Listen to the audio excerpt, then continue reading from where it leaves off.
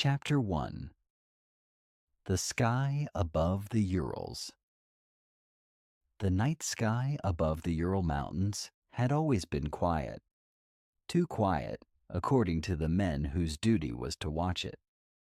In late October of 1951, Captain Ivan Sokolov sat alone inside the radar control room of Base 17, a remote military installation officially classified as a meteorological research station. Snow pressed gently against the narrow windows, dulling sound and light alike. Inside, the radar console emitted its familiar rhythmic hum, painting slow green arcs across the dark screen. For hours, nothing had changed. At 2:14 Moscow time, the pattern broke.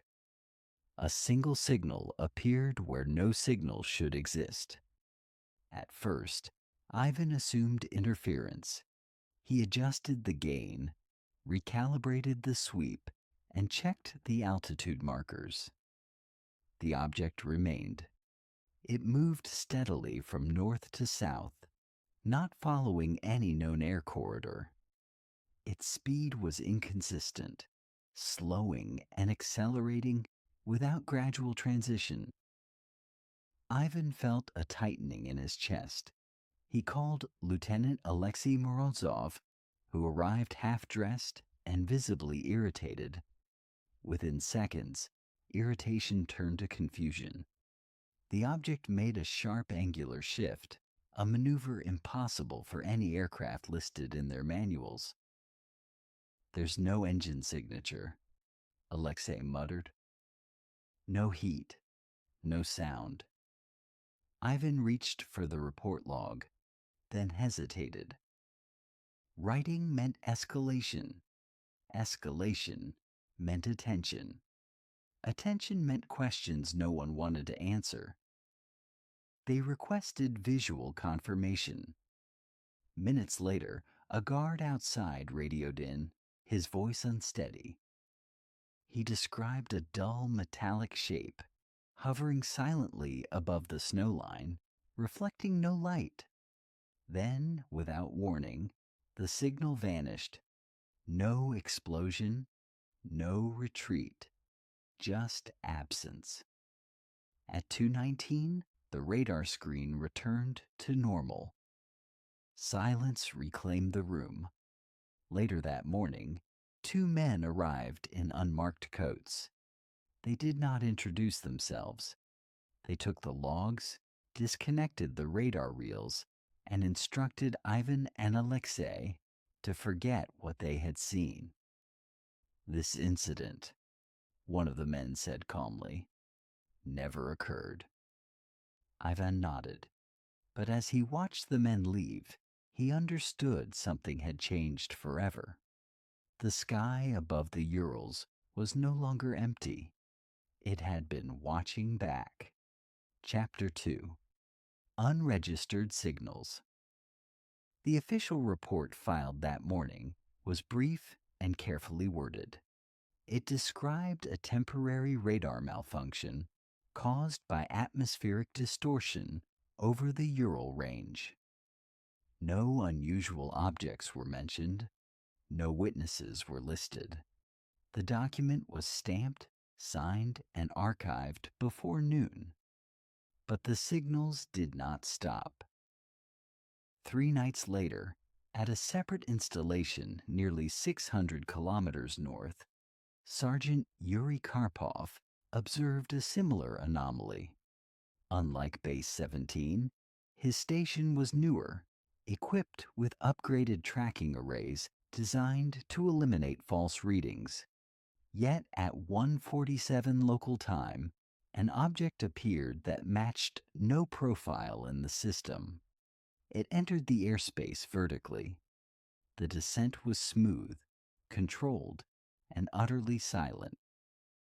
Yuri contacted Regional Command. The response was immediate and unsettling. Instead of instructions, he received a single order: remain on the line and do not record anything manually. Within minutes, all digital logs began to overwrite themselves.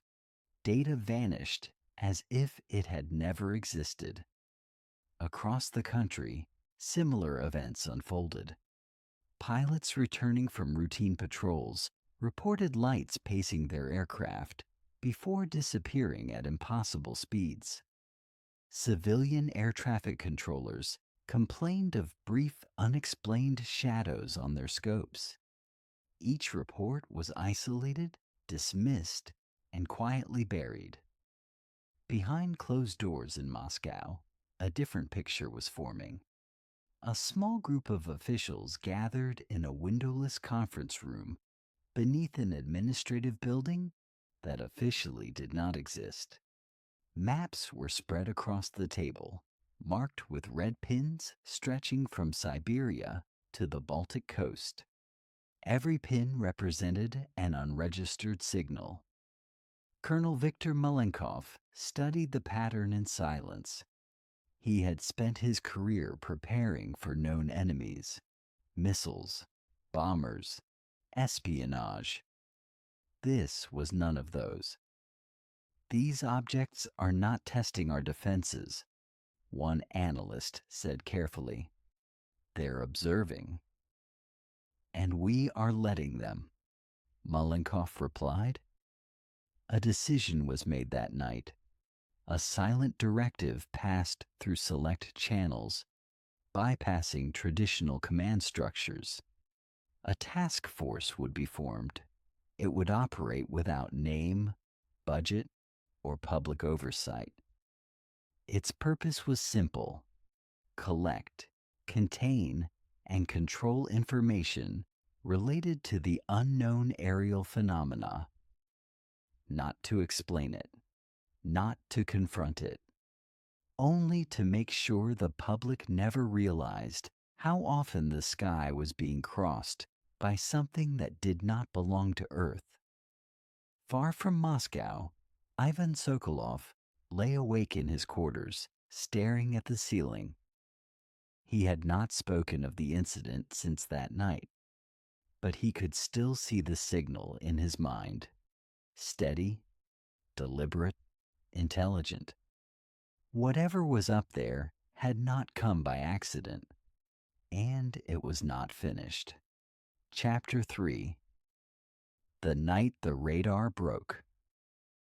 The equipment failure was officially logged at 3:02, though everyone present knew the truth. The radar did not fail. It was overwhelmed. Base 17 had not been scheduled for operation that night.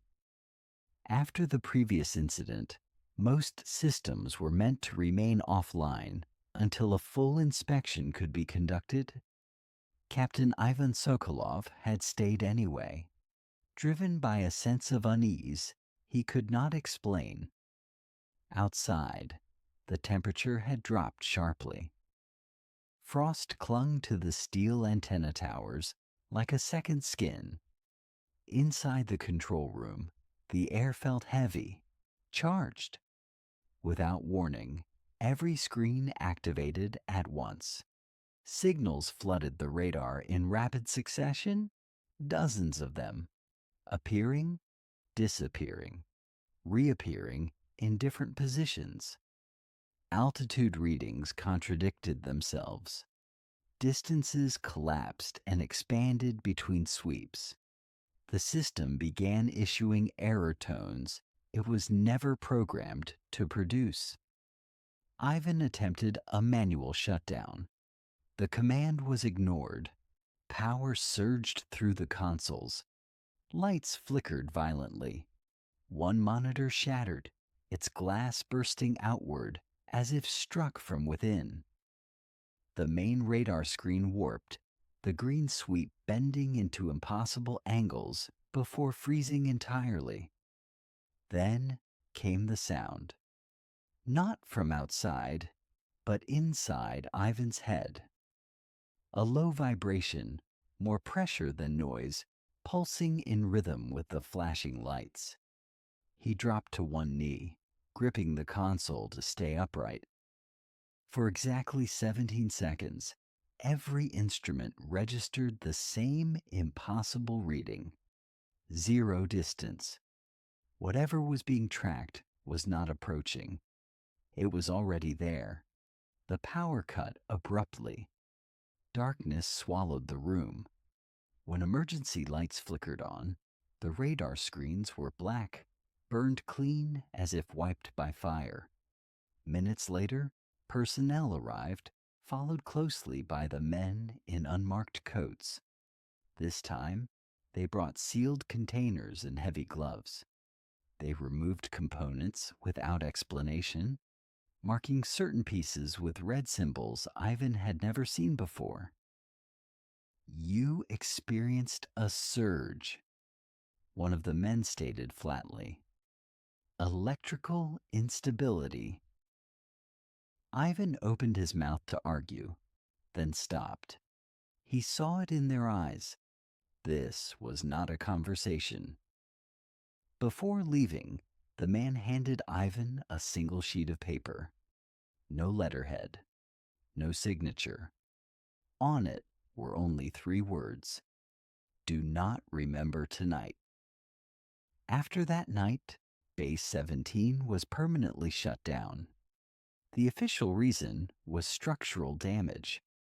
The real reason lay buried beneath concrete, steel, and silence. And somewhere beyond the frozen sky, something had learned how easily human machines could break. Chapter 4. Orders without paper. The order did not arrive by telegram, phone call, or official courier. It arrived through absence. Captain Ivan Sokolov noticed it first in the way his superiors avoided his eyes. Conversations stopped when he entered a room. His transfer papers were approved without explanation, stamped and finalized in less than an hour. No destination was listed. 2 days later, a black vehicle waited outside his quarters before sunrise. The driver did not speak. The windows were tinted beyond recognition. Ivan was driven south for hours, past checkpoints that opened without inspection, into territory that did not appear on any civilian map. When the vehicle finally stopped, they were underground. The corridor was narrow, concrete-lined, and humming faintly with unseen machinery. At the end stood a door with no markings. Inside, 4 men and 1 woman waited. None wore rank insignia. You were present during the radar incident, the woman said calmly. Her voice carried no accusation, only certainty. That makes you useful. Ivan asked what the facility was. It is not a facility. Another man replied. It is a function. They explained nothing directly. Instead, they spoke in fragments, unregistered aerial objects, materials that defied classification, events that left no debris but changed instrumentation permanently. Ivan realized he was being tested, not for knowledge, but for restraint. Finally, a folder was placed in front of him. It contained photographs, hand-drawn diagrams, and sensor readings that mirrored what he had witnessed. Some images showed shapes hovering above frozen landscapes. Others showed structures partially buried in ice. None were dated. You will not sign anything, the woman said. There will be no record of your assignment. You will not discuss it, even with us, unless spoken to first. Ivan hesitated. And if I refuse? The answer was immediate. Then you will return to civilian life with a version of events that no longer includes you. Ivan understood the meaning beneath the words. Refusal did not mean freedom. It meant erasure. He accepted. From that moment on, Ivan ceased to exist on paper. His military file was sealed, then quietly rewritten. Officially, he had resigned due to medical reasons. Unofficially, he had become part of something that did not allow questions. As he was escorted out, Ivan glanced back at the unmarked door. He felt no pride, no fear, only the heavy realization that the most powerful commands in the world were never written down. They were simply obeyed. Chapter 5. The First Disappearance. The man who disappeared was not important by rank, only by timing. Senior technician Pavel Orlov had worked at the Northern Listening Post for 11 years. He was reliable, quiet, and precise.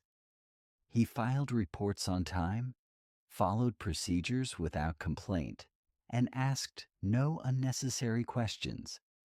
If someone like Pavel vanished, it meant a line had been crossed. The last confirmed sighting placed him inside the signal analysis chamber at 2140. Surveillance footage showed him entering alone. He never came out. At 6 o'clock the following morning, the chamber was empty.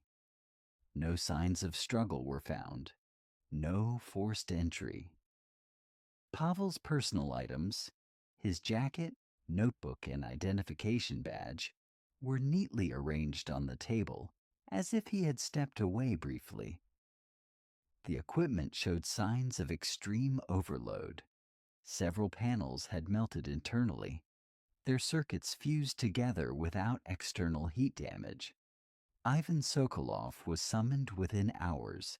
He studied the room carefully. The air felt wrong, heavier than it should have been.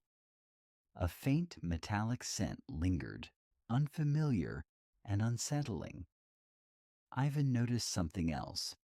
The floor beneath the main console bore a circular discoloration, perfectly symmetrical, as if pressure had been applied from above. What was he analyzing? Ivan asked. A repeating signal, the supervisor replied. Non-random, structured. They played the last recording Pavel had isolated. It was not sound in the traditional sense, but a patterned oscillation, low frequency, rhythmic, almost deliberate. As Ivan listened, a dull pressure formed behind his eyes. He asked them to stop the playback. The official conclusion was swift. Pavel Orlov had suffered a psychological episode, abandoned his post, and fled the facility. His name was removed from personnel lists by nightfall. His family was informed that he had been reassigned to a classified location. They were told not to ask questions. Privately, the Northern Committee reached a different conclusion. This was the first case in which exposure appeared to result in complete physical absence. No body, no trace, only altered matter and damaged instruments. Containment procedures were revised immediately. Ivan signed nothing. He spoke little.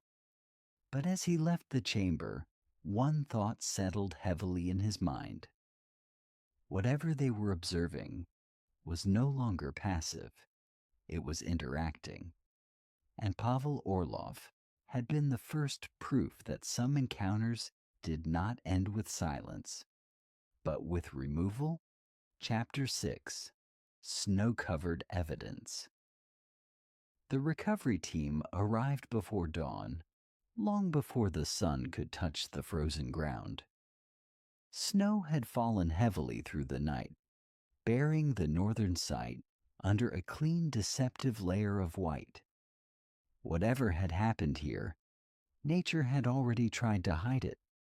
Ivan Sokolov stood at the edge of the perimeter, watching men in insulated suits move carefully across the field.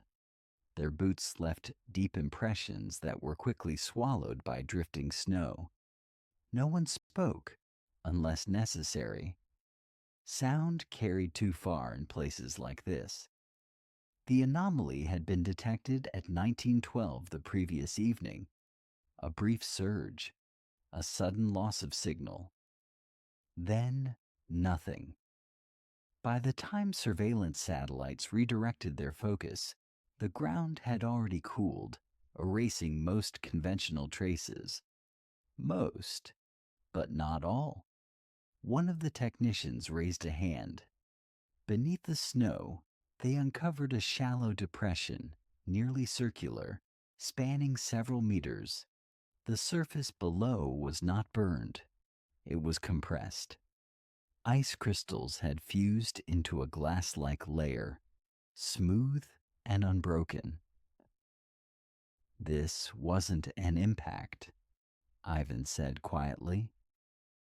No debris, the technician confirmed. No entry vector. Whatever caused this never touched the ground in the way we understand contact.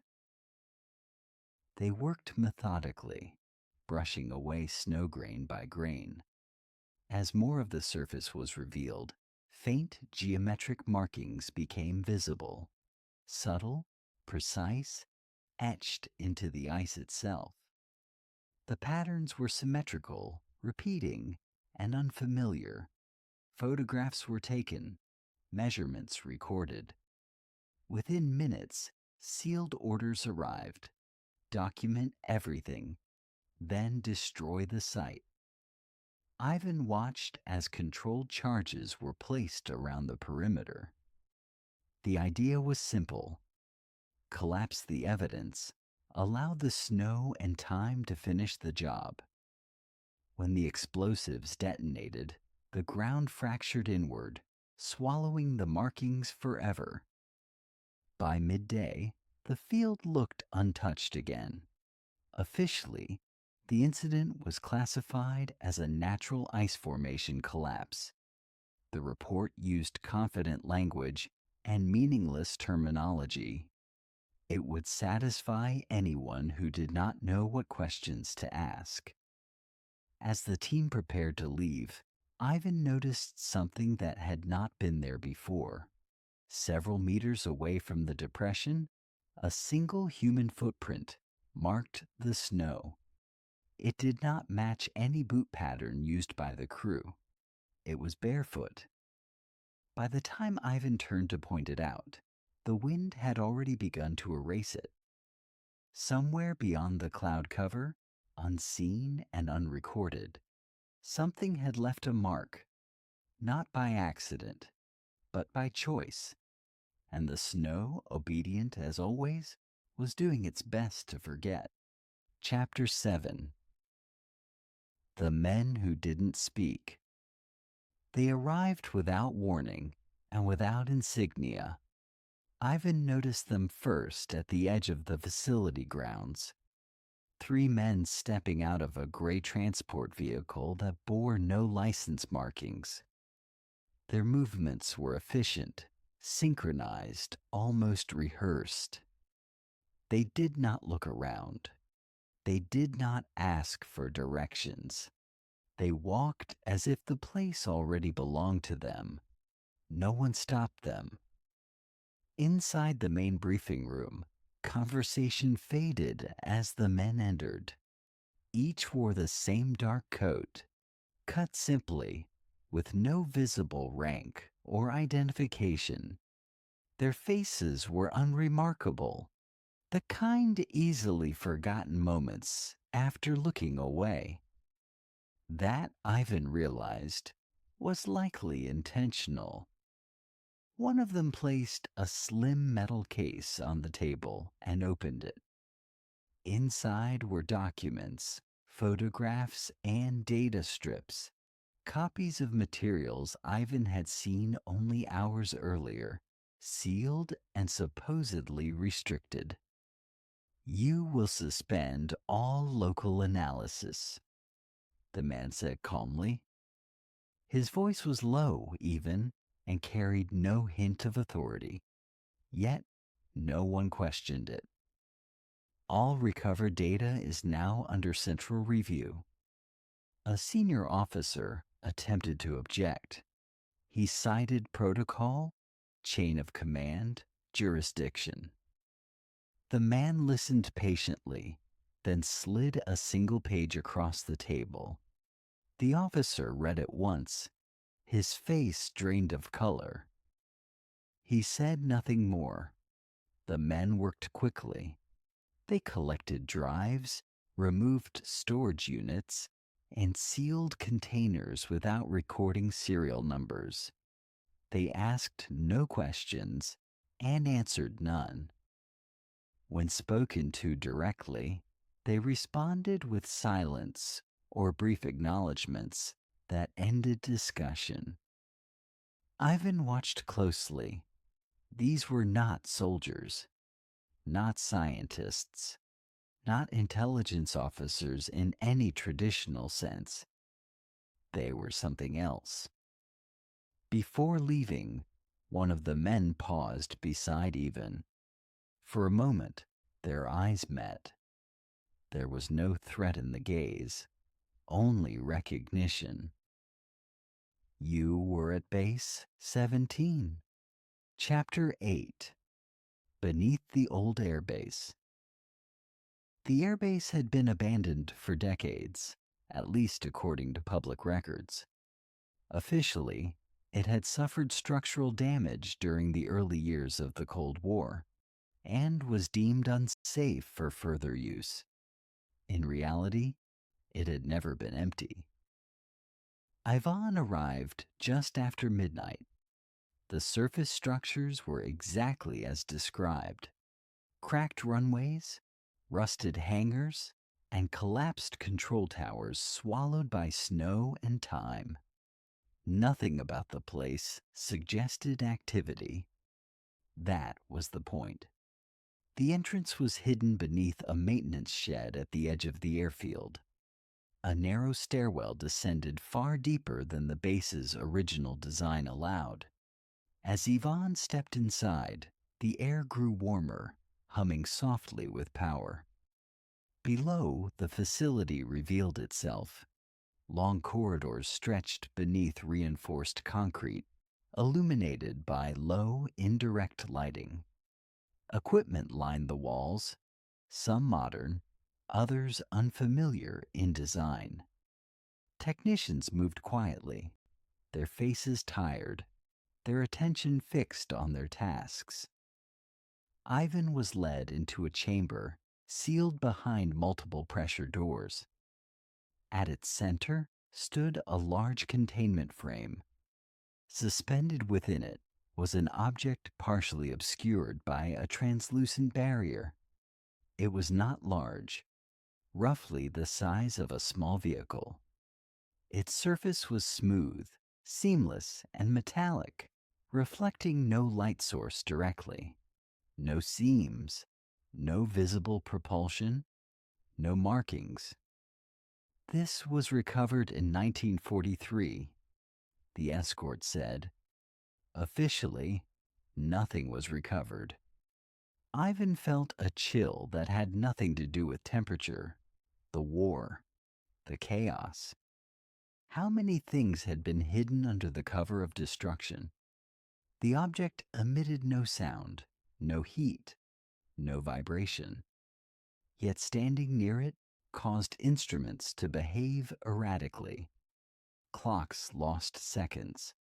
Magnetic readings drifted without explanation. They never activated it, the escort continued, not intentionally. Ivan noticed faint distortions along the barrier, like air bending around intense heat. Except there was none. The object felt aware, not alive in any biological sense, but present. How long has this been here? Ivan asked. The answer was immediate. long enough to know it does not belong to us. As they prepared to leave, Ivan glanced back once more.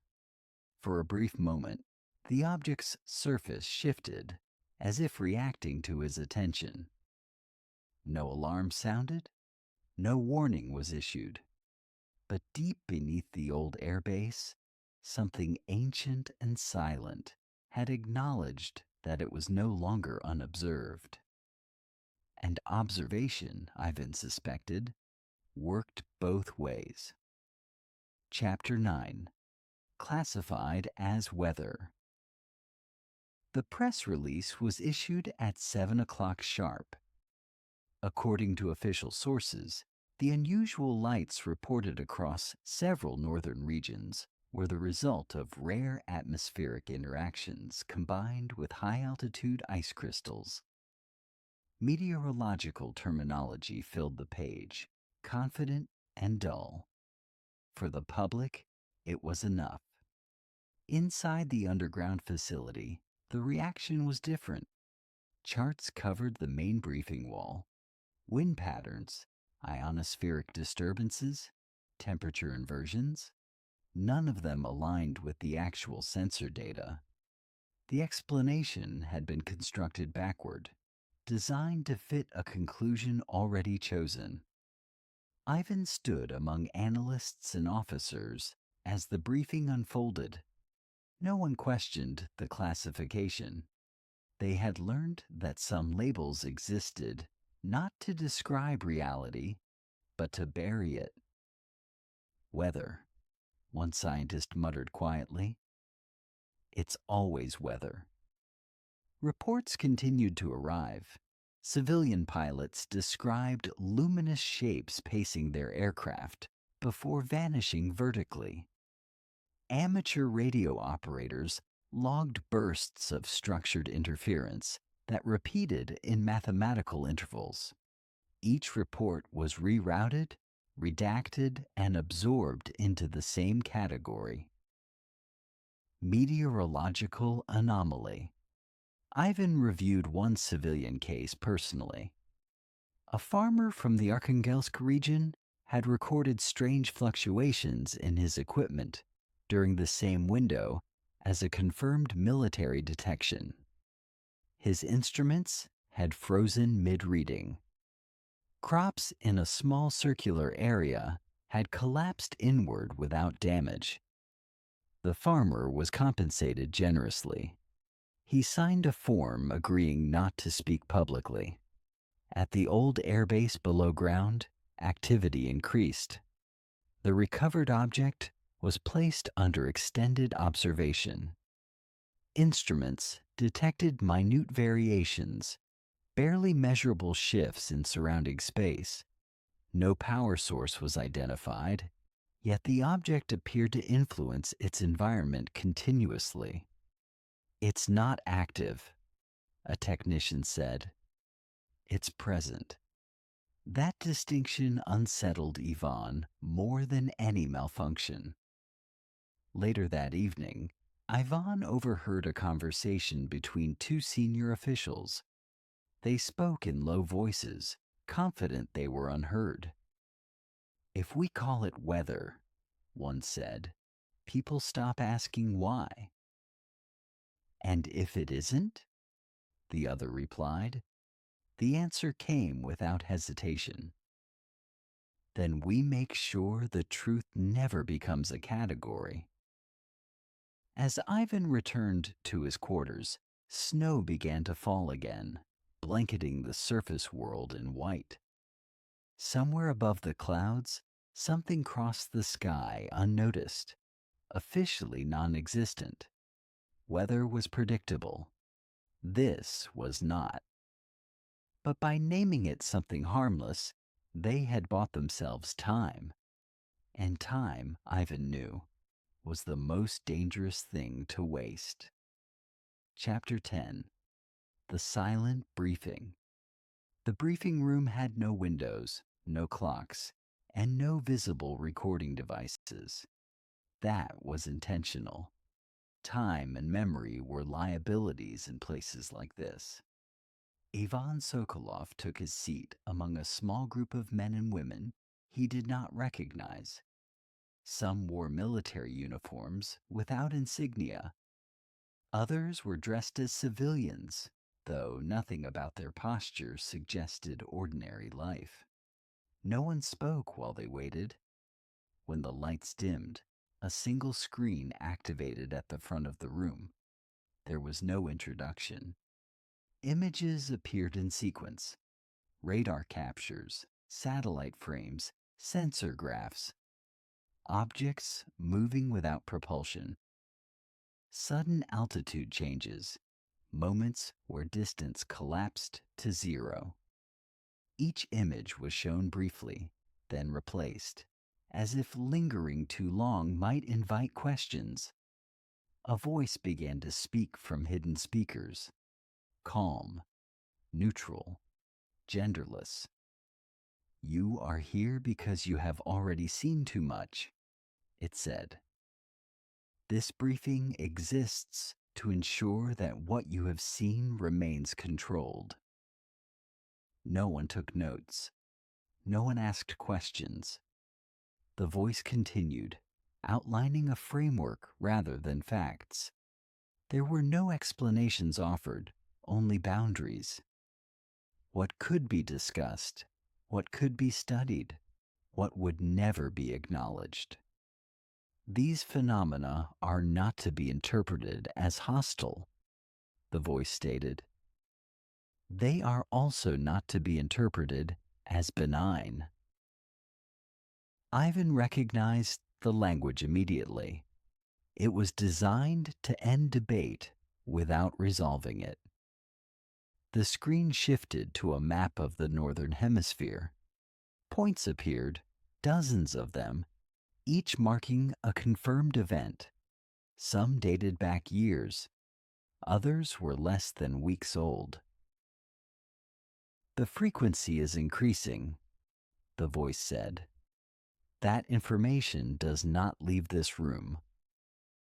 One of the attendees shifted uncomfortably. "And if the public notices?" There was a pause, the kind that carried weight. "Then we will remind them of weather," the voice replied. The lights brightened slightly. A final image appeared on the screen. A close-range capture of an object hovering above ice. Its surface distorted the air around it, bending light subtly, deliberately. "This concludes the briefing," the voice said. "You will remember what is necessary. You will forget what is not." The screen went dark. As the group filed out in silence, Ivan felt the familiar pressure behind his eyes. The same sensation he had experienced during the radar surge. Not pain, awareness. The briefing had not been about information. It had been about alignment. Whatever was unfolding in the skies above them, the decision had already been made. Knowledge would be rationed, truth would be filtered, and silence would remain the most powerful tool they possessed. Ivan understood one thing with absolute clarity. The silence was no longer passive. It was organized. Chapter 11. Objects Without Sound. The first thing everyone noticed was the silence. Pilots were trained to recognize sound before sight. The distant roar of engines, the faint vibration carried through the airframe.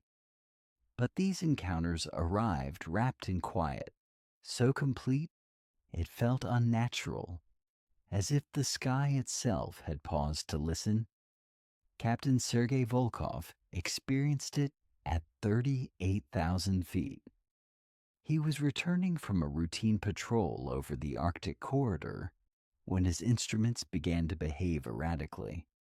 Altitude held steady, but his compass spun slowly, indecisive. Radio chatter dissolved into static, then into nothing at all.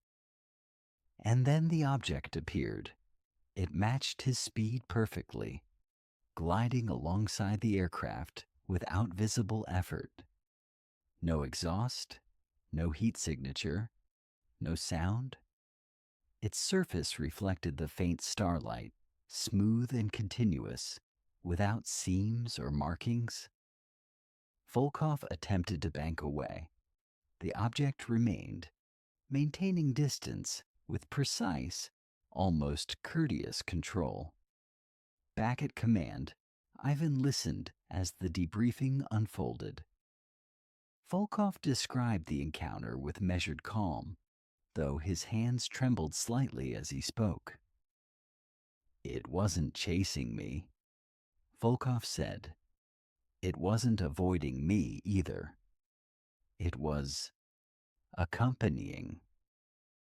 Sensor data confirmed his account. The object had entered restricted airspace, matched velocity, then accelerated vertically out of range in less than a second. No sonic boom followed. Similar reports accumulated over the following weeks. Commercial pilots, military crews, even weather balloons returned distorted telemetry before falling silent.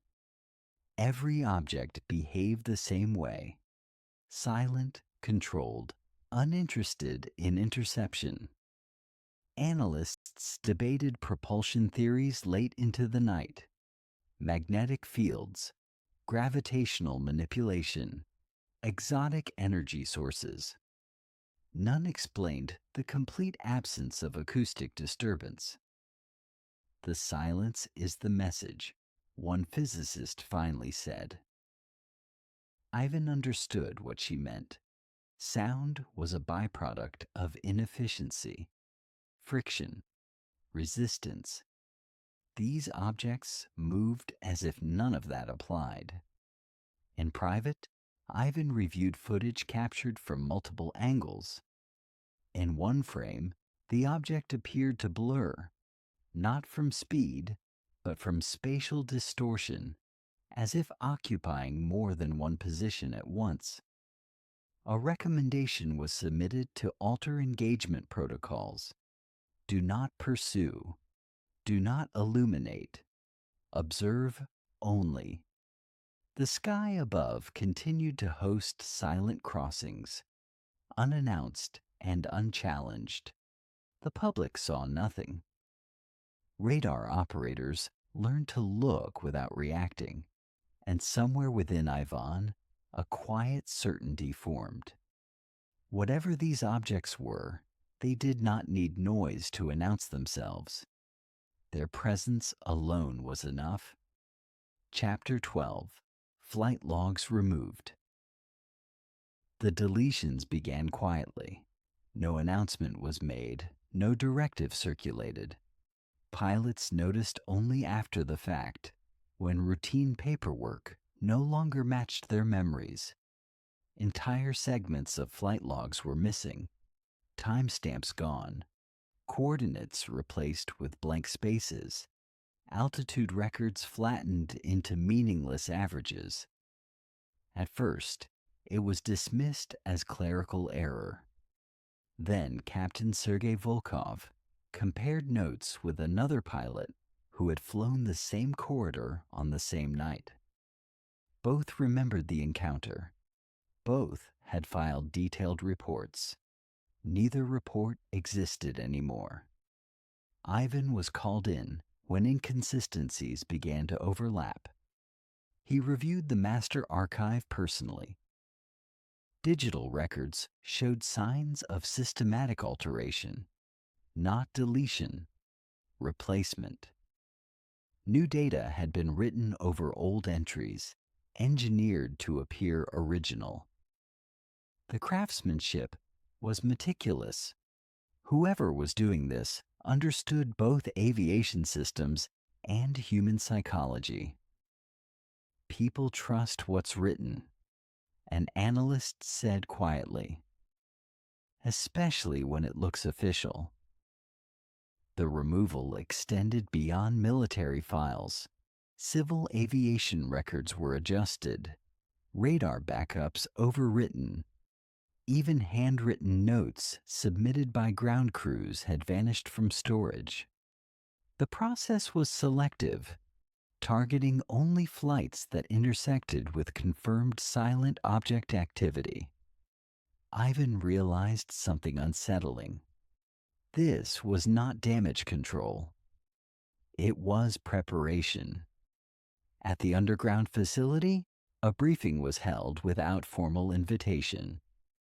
Attendance was implied. Those present were informed that certain categories of data would no longer be retained beyond preliminary analysis. Operational memory is a vulnerability, the speaker stated. The less we remember, the less we must explain. One officer protested. We're erasing our own history. The reply was immediate. History exists to serve the present. Ivan returned to his quarters with a sense of unease he could not shake. He had always assumed the purpose of secrecy was to protect the public from panic. Now he wondered if the secrecy was meant to protect something else. Perhaps the objects were not the only observers. Perhaps someone, or something, had learned how easily human systems could be edited. That night, Ivan reviewed a personal copy of an early radar capture he had hidden years ago. As he watched the playback, the image began to distort, flickering erratically before dissolving into static. The file corrupted itself. Ivan shut down the terminal, heart pounding. The logs were being removed, not because they revealed too much, but because they were no longer under exclusive human control. Chapter 13. The Engineer's Doubt. Nikolai Petrov had spent his life believing that every system, no matter how complex, could be understood if one asked the right questions. He was not a man drawn to speculation. He trusted equations, tolerances, and failure rates. That trust was beginning to crack. Assigned to the underground facility beneath the old airbase, Nikolai worked on sensor calibration. His task was simple in theory. Determine why instruments near the recovered object behaved inconsistently. In practice, nothing followed logic. Measurements changed depending on who observed them. Two identical sensors placed side by side returned different values. When Nikolai attempted to isolate variables, the results shifted again, as if reacting to the act of examination itself. He began keeping private notes. In them, he documented patterns no one else wanted to discuss. Time drift near the containment field, subtle spatial distortions, equipment aging at accelerated rates within a defined radius. None of it fit known physics. During a late-night recalibration, Nikolai noticed something else. When he stopped adjusting the instruments and simply watched, the fluctuations stabilized. The moment he resumed testing, they returned. It was as if the system objected to interference. Nikolai raised his concerns during a technical review. The room fell silent. Ivan Sokolov watched from the back as senior staff exchanged brief, careful glances. You are overinterpreting noise, one supervisor said. These environments produce anomalies. But they're consistent, Nikolai insisted. Consistent in how they resist measurement. The discussion ended there. That night, Nikolai accessed archived data predating official recovery timelines. He found references to similar behaviors decades earlier, recorded by engineers whose names had since been removed from personnel lists. Their conclusions were cautious, incomplete, and abruptly terminated. One note stood out. The system reacts not to energy, but to intention. Nikolai leaned back, unsettled. Intention was not a variable engineers were trained to quantify. The following morning, he submitted a revised report, stripping out his more speculative observations. It was approved immediately. His original notes, however, disappeared from his locker by evening. No explanation was offered. As Nikolai left the facility, he felt a growing certainty settle in his chest.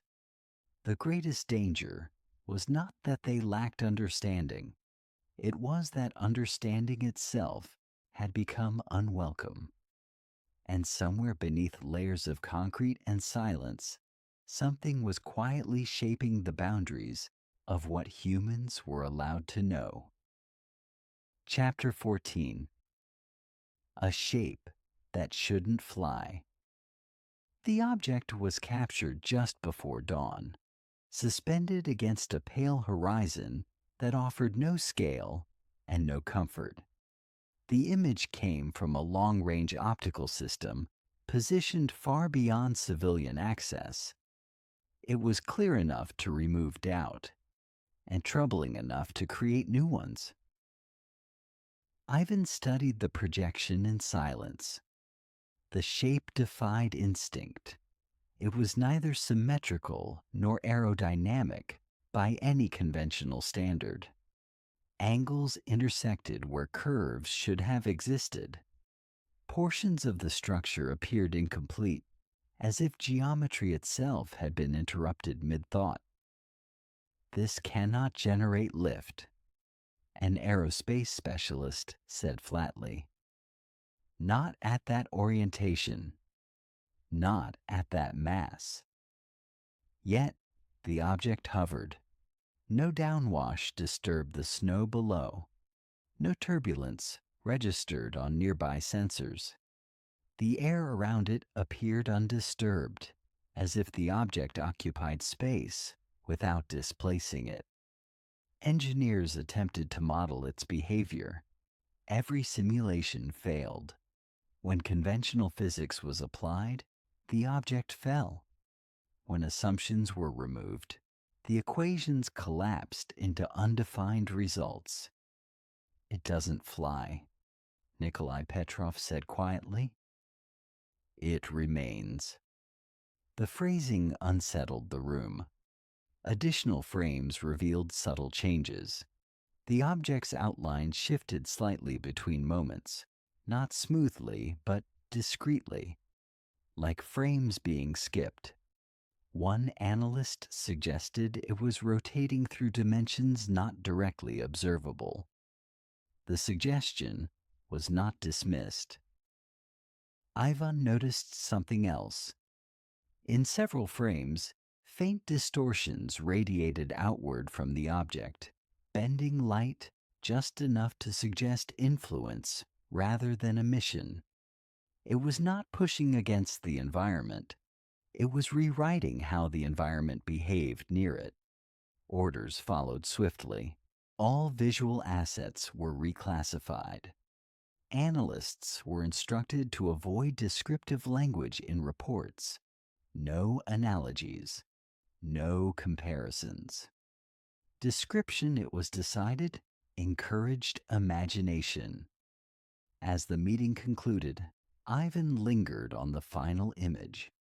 For a fraction of a second before the feed cut, the object's surface appeared to align, edges resolving, angles stabilizing, as if responding to observation or anticipation.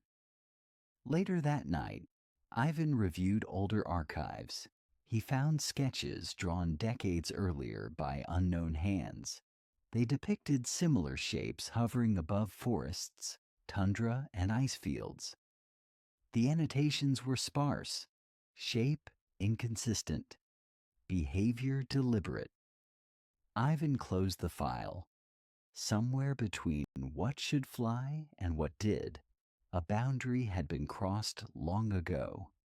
Humanity had simply taken too long to notice, and now that it had, the sky was no longer content to remain misunderstood. Chapter 24.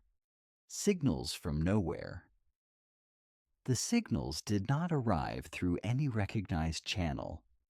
They were first detected by a decommissioned array in eastern Siberia, a system scheduled for dismantling and long removed from active networks.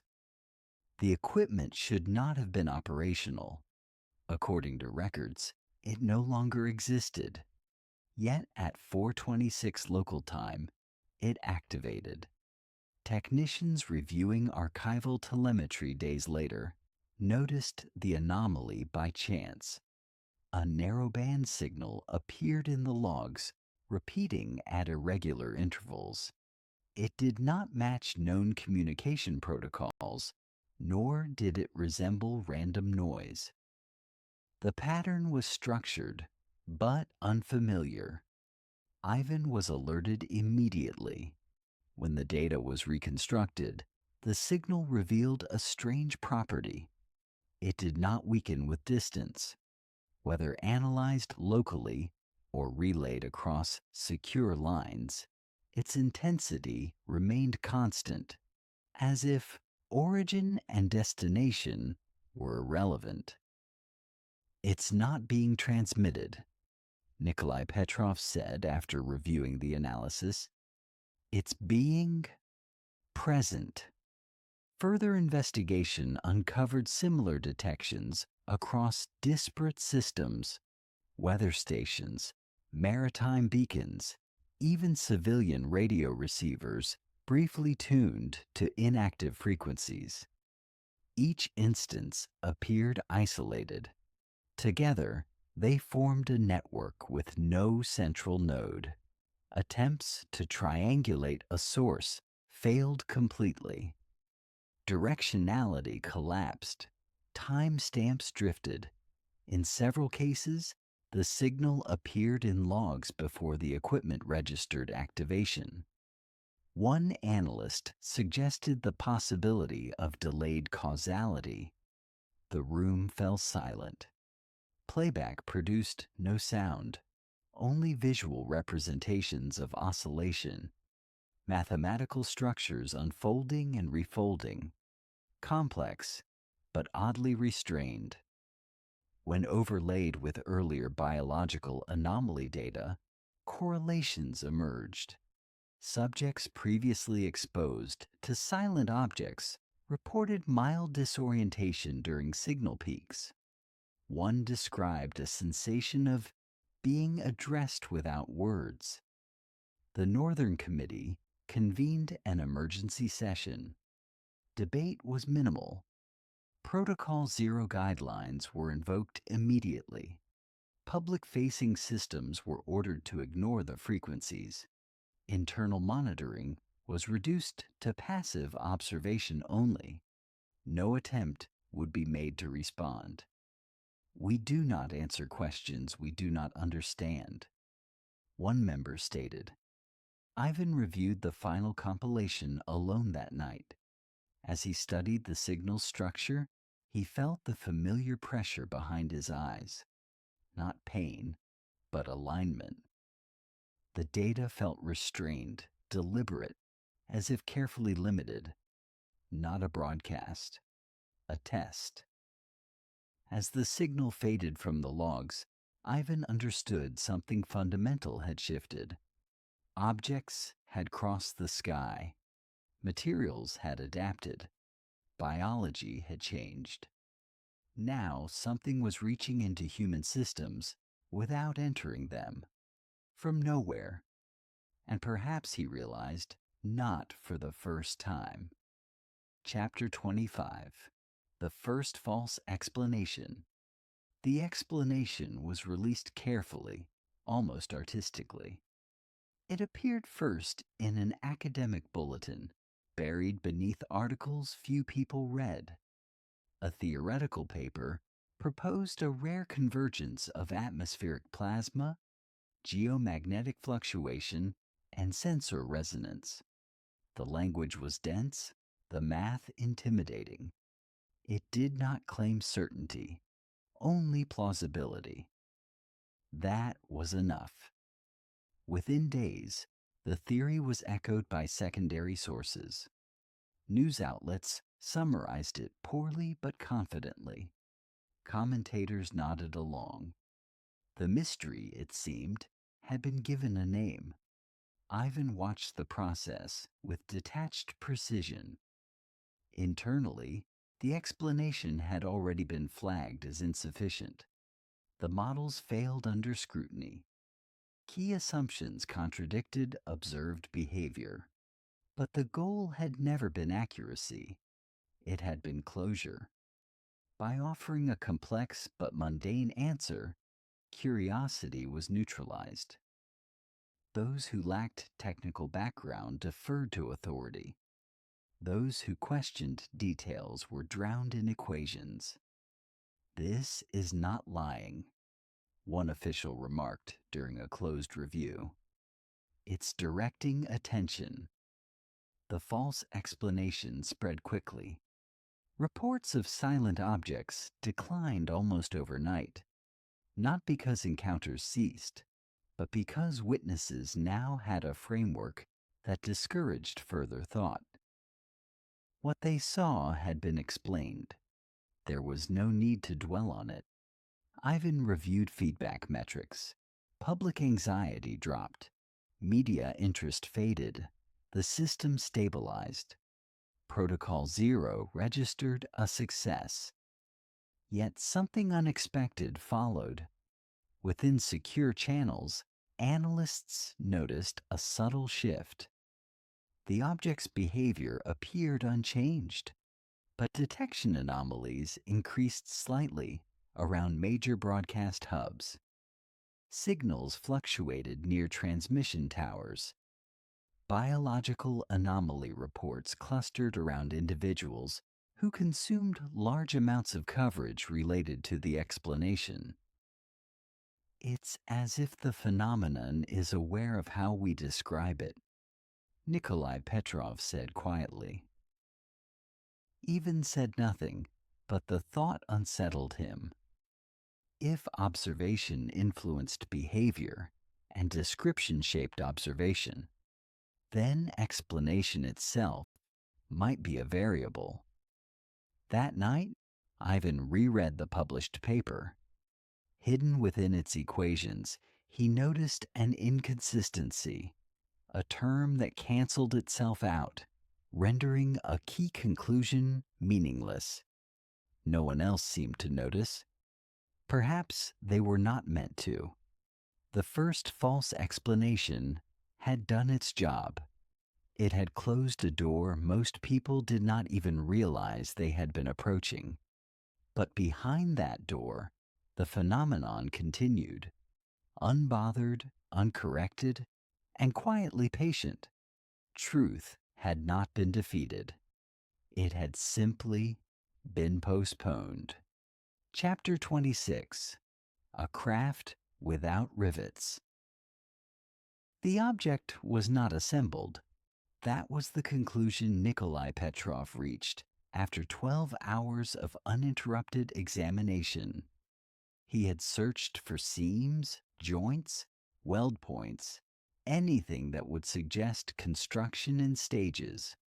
There were none. The craft's surface was continuous, uninterrupted by fasteners or fractures. No rivets, no bolts, no layered panels. It was as if the structure had been formed in a single act rather than built. "This isn't manufactured," Nikolai said quietly. "It's resolved." Ivan stood beside him, watching the light bend subtly across the curved surface. Instruments reflected distorted readings, as if the object rejected being reduced to numbers. High-resolution scans revealed internal complexity without internal separation. Components existed, but not as discrete parts. Functions overlapped. Systems shared space without interfering, woven together in ways that ignored human engineering logic. Attempts to map internal pathways failed. Signals entered the structure and did not return. Energy introduced at one point emerged elsewhere, altered but conserved. It's not a machine in our sense, one engineer said. It's closer to a condition. The craft had been recovered intact from a frozen valley far north of the Arctic Circle. No crash site, no damage trail. It had simply been found, resting on the ice as if placed there deliberately. Temperature around it remained stable regardless of environment. Snow melted at a precise distance, forming a clean boundary that never changed. Ivan reviewed the recovery footage. At one point, a technician approached too closely. The craft responded, not by movement, but by adjustment. The air thickened momentarily, pushing the man back gently without force or harm. A warning. Containment measures were revised immediately. Distance replaced barriers.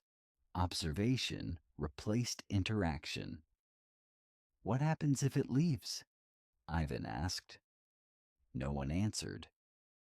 Later that night, Ivan returned alone to the chamber.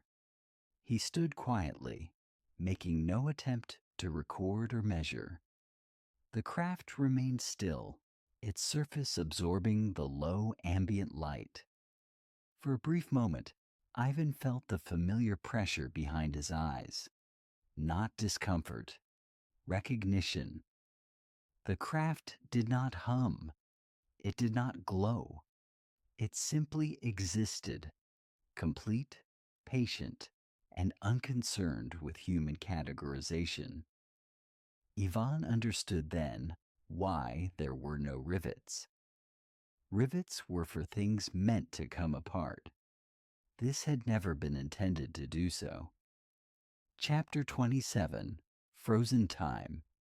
Inside the chamber clock was the first thing Ivan noticed. It hung on the far wall of the containment room, an old analog model retained out of habit rather than necessity.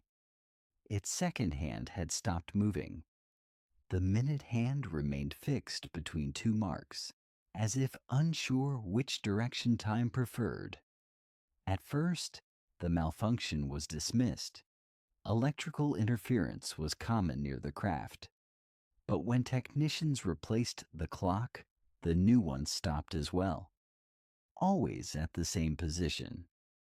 Inside the craft's immediate radius, time behaved differently. High-speed cameras recorded subtle inconsistencies. Motions appeared fractionally delayed, then abruptly corrected. A falling particle would pause mid-descent, before continuing as if nothing had happened. The effect was localized, precise, and repeatable. It's not slowing time, Nikolai Petrov concluded after days of analysis. It's compartmentalizing it. Ivan reviewed the footage repeatedly. The phenomenon did not extend beyond the craft's influence. Outside the boundary, time flowed normally. Inside, it existed in segments, contained, managed. A volunteer test was proposed and rejected in the same breath. Then an accident occurred. A maintenance drone operating autonomously crossed the containment boundary unexpectedly. Its telemetry froze mid-transmission. The drone itself remained suspended in the air, perfectly still, for 37 seconds. When motion resumed, the drone dropped gently to the floor. No damage was detected. Its internal clock, however, recorded no passage of time during the suspension. To the drone, nothing had happened. That means entry is reversible, one scientist whispered, at least temporarily. The implications were staggering. Time was not being destroyed or altered globally. It was being managed locally, paused, released, restructured. Ivan felt a quiet unease settle over him. If time could be treated as a variable, then causality itself was negotiable. Later that night, Ivan noticed something else. The pressure behind his eyes intensified whenever he stood near the craft for extended periods. Thoughts felt aligned, ordered, as if confusion itself was being minimized. The logs labeled the phenomenon as temporal stabilization. The term was intentionally vague, but Ivan knew the truth was simpler and far more unsettling. Inside the craft's influence, time was not frozen. It was obedient. Chapter 28. Scientists ordered to forget. The order did not use the word forget. It used softer language, cognitive offloading, information compartmentalization, long-term psychological safety. The directive arrived through sealed channels and required biometric confirmation to open. Ivan read it twice. All personnel with direct exposure exceeding designated thresholds were to be removed from active research immediately.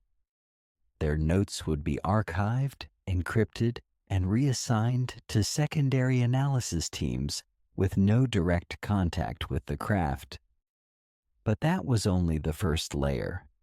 Selected scientists would undergo structured memory distancing, not erasure, nothing so crude, but dilution. Daily routines would be altered, research contexts reframed, exposure memories embedded among unrelated data until significance blurred. It's not unethical, the briefing claimed. It's preventative. Nikolai Petrov read the order in silence. When he looked up, his face was pale. They want us to become unreliable narrators, he said. Ivan did not disagree. Implementation began within 48 hours. Laboratories were reassigned, offices emptied, familiar teams dissolved quietly, without explanation.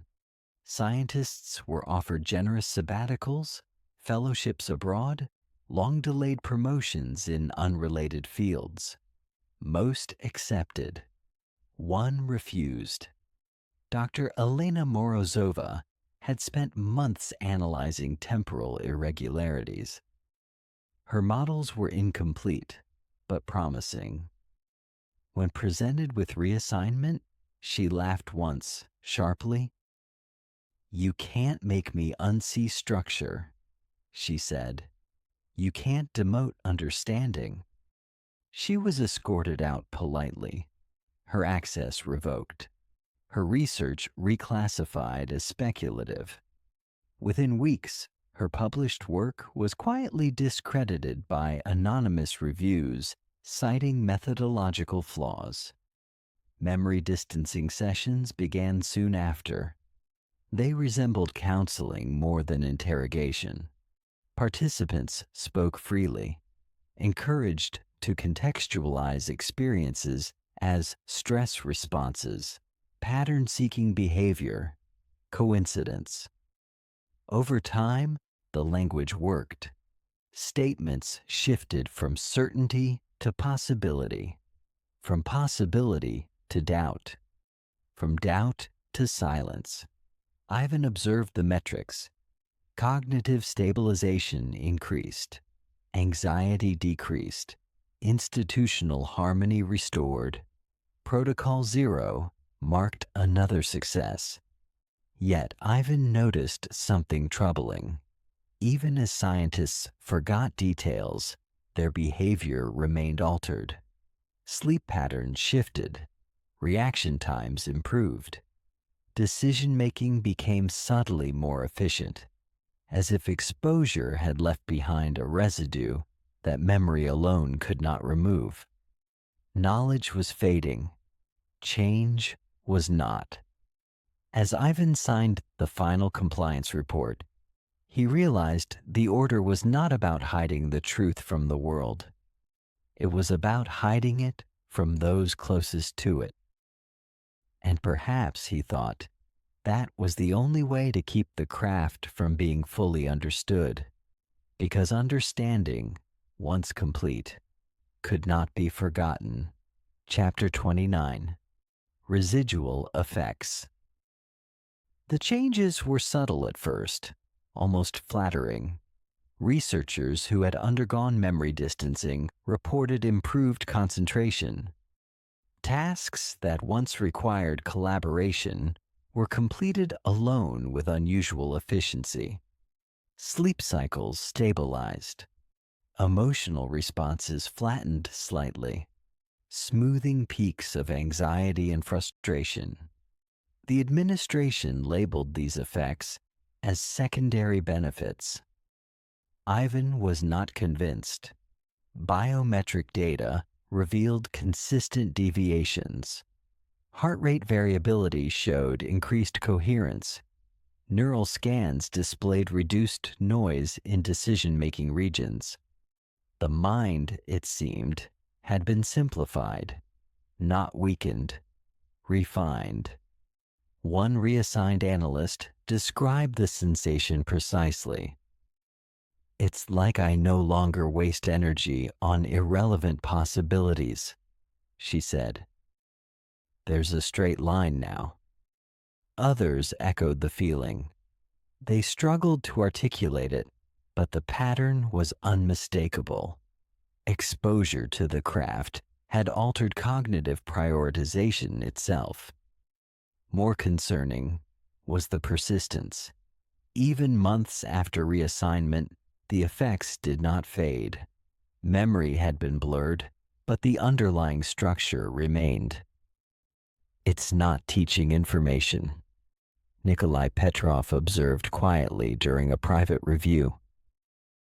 "It's teaching how to think." The realization unsettled Ivan. If the craft influenced cognition passively, without instruction or intent, then proximity alone was a form of interaction. Containment boundaries were revised again. Exposure time limits shortened. Rotations accelerated. Distance became doctrine. Still, the residual effects spread, not through contact, but through proximity to altered individuals.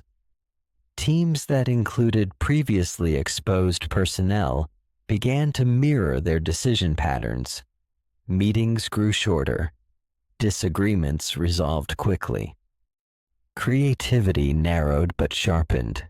The institution itself was adapting. Protocol Zero registered no violation. Civilization continued uninterrupted. Efficiency increased. But Ivan felt something essential slipping away. One evening, he reviewed early reports from the program's inception.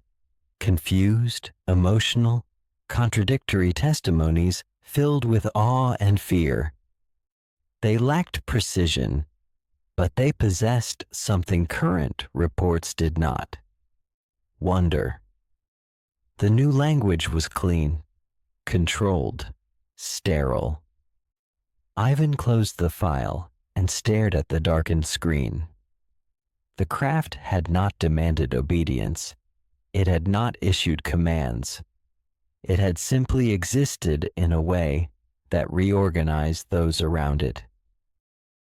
Residual effects, the report concluded, posed no immediate threat. Ivan disagreed silently. Anything that could change how humans chose without announcing itself was not a residual effect. It was influence. Chapter 30. Influence without contact. No one touched the craft anymore.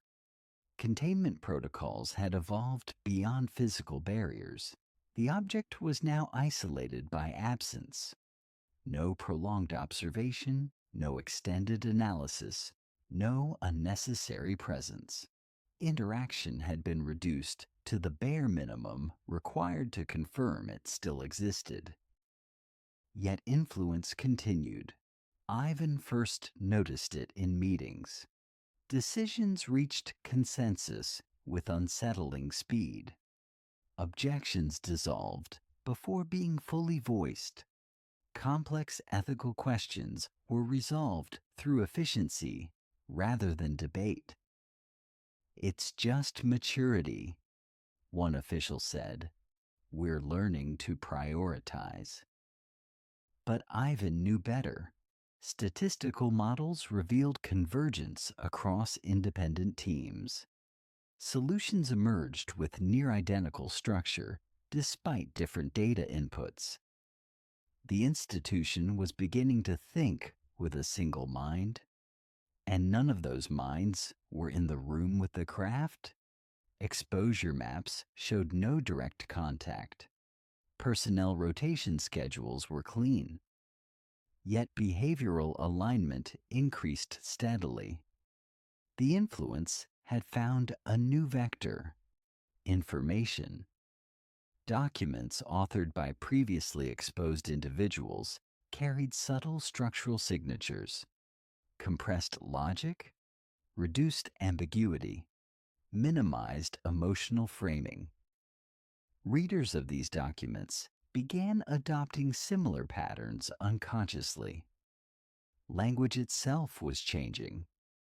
Internal memos grew shorter. Verbs replaced adjectives. Hypotheticals vanished.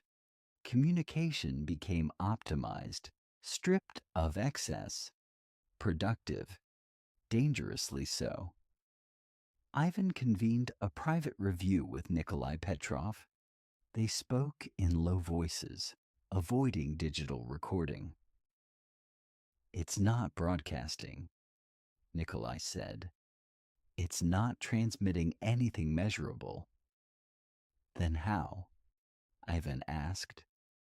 Nikolai hesitated. Resonance. Once a system is adjusted, it carries the adjustment forward. Ivan felt the weight of the thought settle heavily.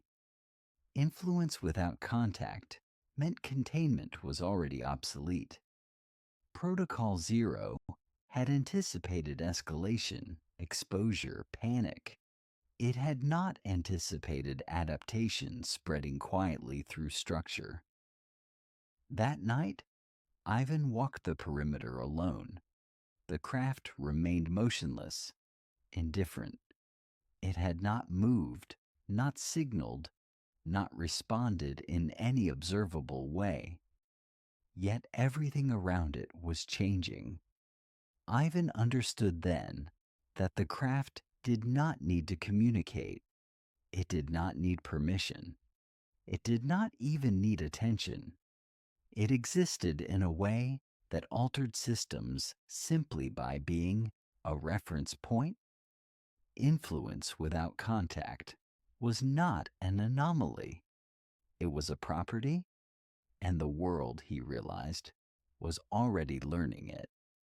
Chapter 31. Sewer, a world that adjusts. Adjustment did not arrive as a rupture. There were no announcements, no visible shifts, no moment that could be identified as the beginning. Instead, the world leaned slightly, almost imperceptibly, toward efficiency.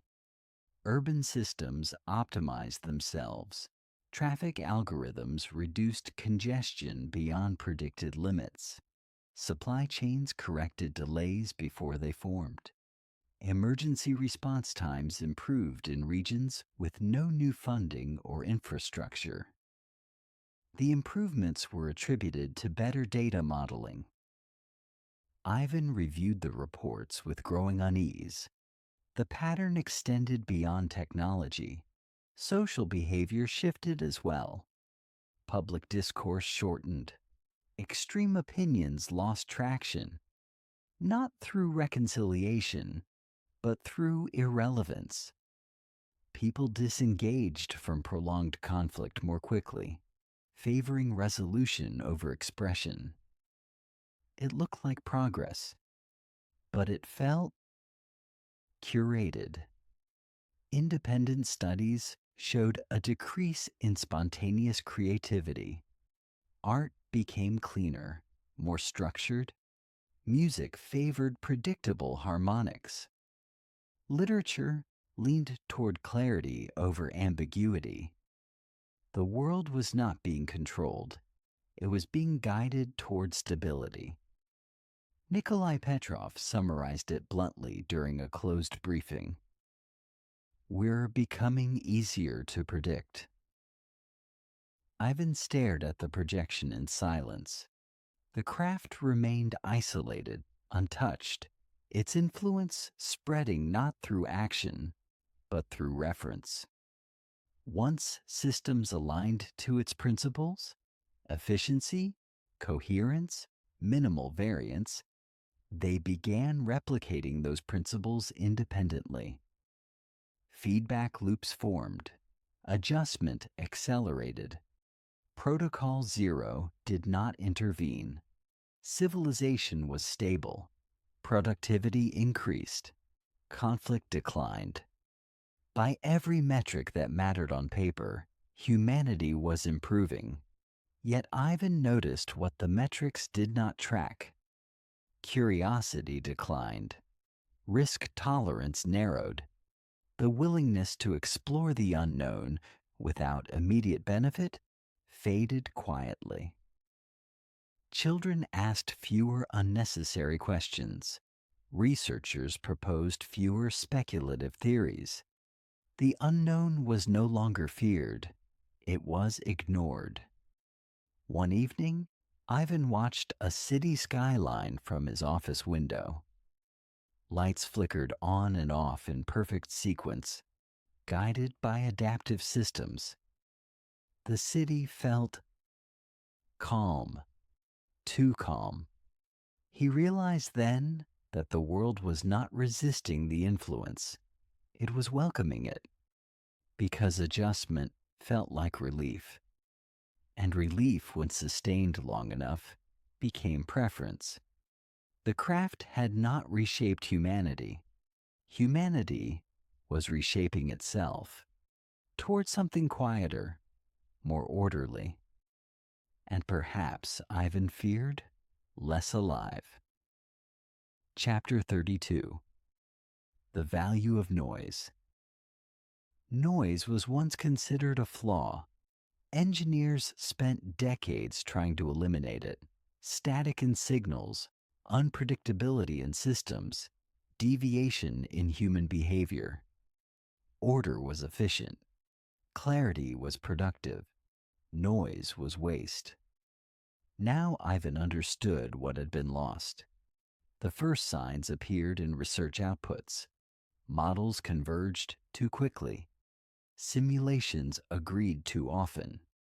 Outliers, once a source of discovery, were filtered out automatically by optimization layers designed to improve accuracy.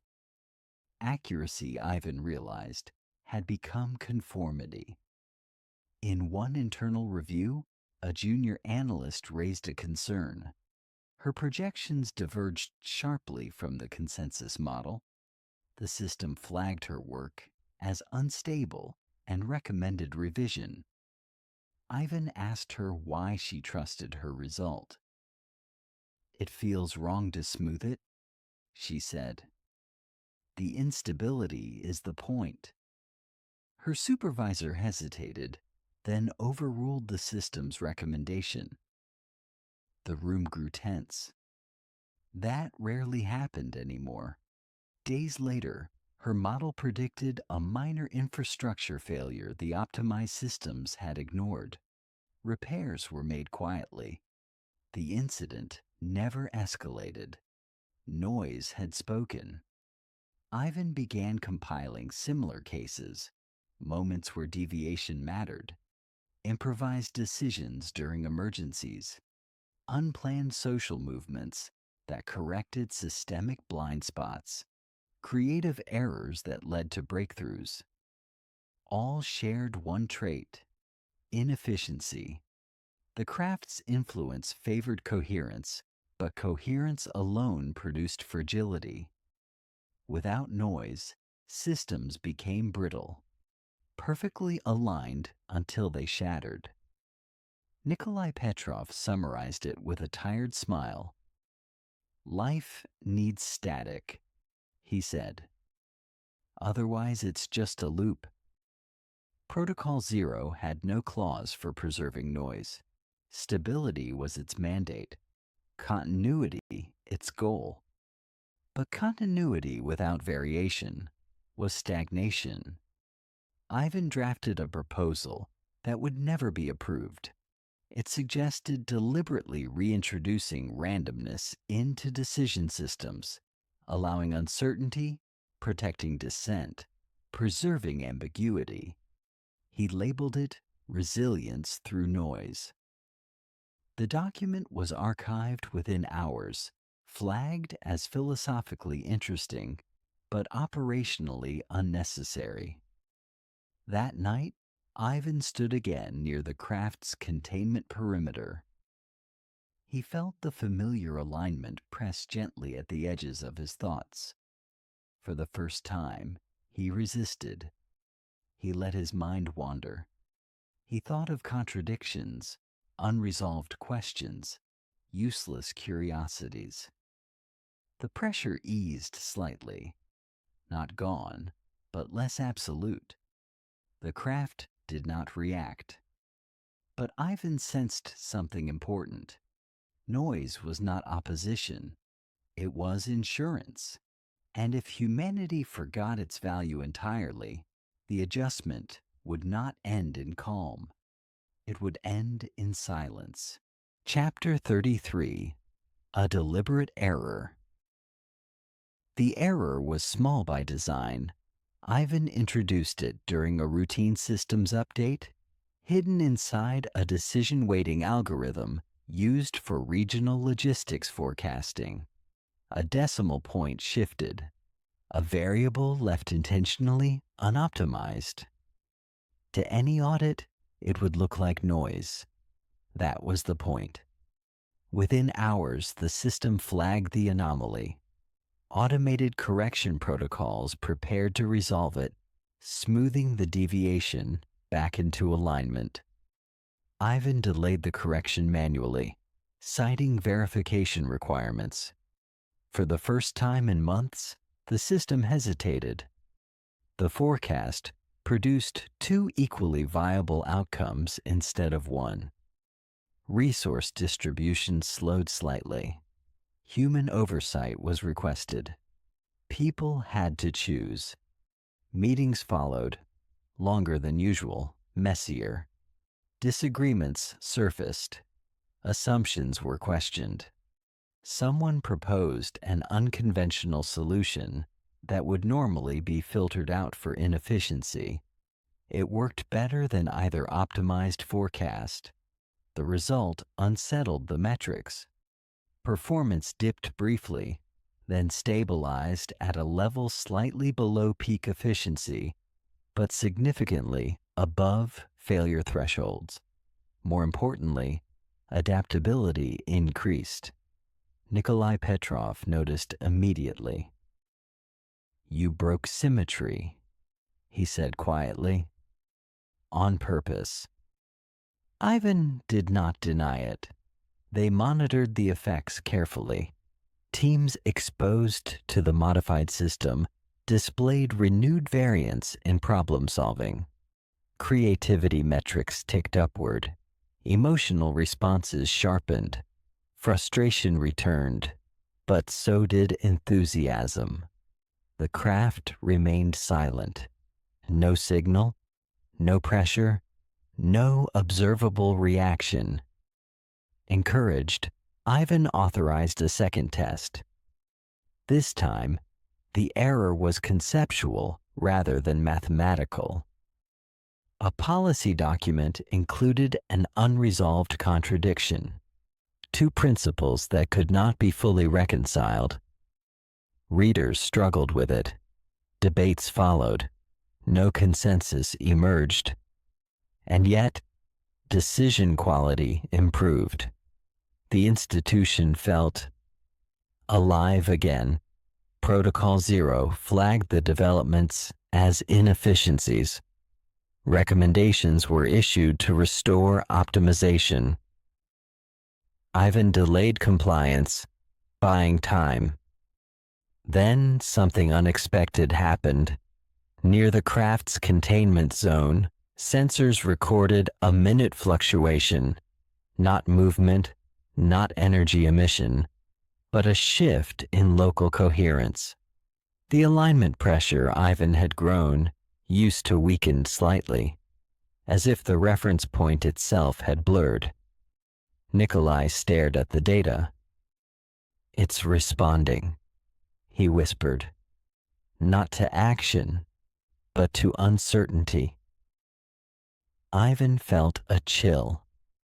If the craft adjusted to noise rather than suppressing it, then humanity's variability was not a flaw to be corrected. It was a signal.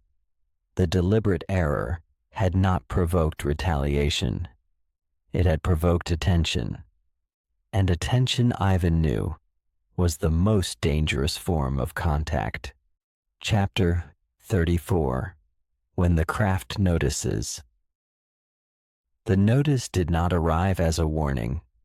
There was no alarm, no surge of power, no visible movement from the craft. Instead, the change was registered as absence, a sudden gap in the patterns Ivan had grown accustomed to monitoring. The background coherence weakened. For years, systems near the craft had displayed a quiet uniformity, a statistical calm that resisted deviation. Now that calm fractured, sensor noise increased. Predictive models lost precision. Minor inconsistencies appeared where none had existed before. "It's like it stopped correcting us," Nikolai Petrov said, staring at the live feed. Ivan felt it too. The pressure behind his eyes, the subtle alignment that had become almost familiar, receded. His thoughts felt less ordered, more scattered, more human. The craft remained still, but its relationship to the surrounding environment had changed. The boundary of influence blurred, no longer sharply defined. Measurements contradicted one another depending on when and how they were taken. Uncertainty had entered the system. Ivan realized then that the craft had not noticed the errors themselves. It had noticed the choice to introduce them, the decision to allow noise. Containment staff reported increased discomfort, not fear, but disorientation. Without the invisible structure they had adapted to, some felt exposed, as if a supporting framework had been quietly removed. Others felt relief. Internal discussions grew louder. Disagreement returned. Competing theories resurfaced, messy and incomplete. Protocol Zero struggled to classify the situation. Stability had decreased. Vitality had increased. The craft offered no response, yet Ivan sensed acknowledgement, not approval or rejection, but recognition, as if a long-standing assumption had been challenged, and the system observing them was recalculating. Late that night, Ivan approached the perimeter alone. The craft's surface reflected nothing clearly now. Light scattered unevenly, refusing symmetry. For the first time, Ivan wondered if the craft had ever been the source of alignment. Perhaps it had only been a mirror. And now, faced with a species willing to embrace its own inconsistency, the mirror no longer knew what to show. When the craft noticed humanity's noise, it did not retreat. It paused. And in that pause, something unprecedented became possible. Not control, not surrender, but dialogue. Chapter 35. The first unstructured response. The response did not arrive as language. There were no symbols, no sounds, no images projected into the air. What changed was sequence. Events near the craft began to unfold without hierarchy, without optimization, without correction. Systems behaved loosely. A monitoring array powered on before receiving authorization. A data packet arrived missing its header, but complete in meaning. A sensor contradicted itself and remained uncorrected. For the first time, the environment around the craft behaved inefficiently and was allowed to remain so. Ivan recognized the pattern immediately. The craft was no longer enforcing coherence. It was participating in uncertainty. This isn't communication, Nikolai Petrov said slowly. It's improvisation. The craft's internal state, once unreadable but consistent, now fluctuated. Measurements taken seconds apart disagreed fundamentally. Attempts to average the data failed. The variance itself became the dominant feature. Unstructured. Alive. Ivan felt a quiet awe settle in. All previous interactions had been framed through control. Contain, explain, normalize. Now something had shifted. The craft was responding in a way that mirrored human noise. Not copying it, answering it. A junior technician made a mistake during routine calibration, an error that would once have been auto-corrected instantly. This time the system paused. The mistake propagated briefly, creating a cascade of minor inconsistencies. Instead of collapsing, the system adapted. The craft's influence zone expanded slightly, then contracted. Not rhythmically, not predictably, curiously. Ivan realized this was the first response not constrained by structure. No protocol had anticipated it. Protocol 0 had nothing to say. The craft was no longer a reference point. It was a participant. That night, Ivan documented the event without attempting to frame it. No conclusions, no recommendations, just observation. He titled the file simply, Unstructured Response Recorded. As he saved it, a subtle shift occurred in the room. Not a movement, more like a release. The craft's surface dimmed unevenly, abandoning symmetry altogether. Ivan felt no pressure behind his eyes, only possibility. For the first time since Roswell, since containment, since silence, the interaction was not about minimizing damage or preserving continuity. It was about coexistence, unplanned, unoptimized, and utterly human. Chapter 36. Meaning without translation. Meaning emerged before language could claim it. There were no symbols to decode, no patterns that mapped cleanly onto mathematics or speech. Yet everyone present felt it at once, a shared recognition without explanation, like understanding a gesture without knowing its origin. The craft didn't transmit information, it shaped context. When Ivan stood near the containment perimeter, thoughts did not align or simplify as before. Instead, they layered. Contradictions coexisted without urgency to resolve. Questions remained open without causing discomfort. Meaning existed without translation. Nikolai attempted to describe the sensation and failed repeatedly. "It's not telling us what," he said finally. "It's showing us how not to need what." The environment reflected the shift. Data streams stopped converging. Instead, they branched, multiple interpretations persisting simultaneously. No single model dominated. All remained incomplete. And that incompleteness felt intentional. One experiment confirmed it. A semantic analysis system was tasked with extracting intent from the craft's fluctuating influence patterns.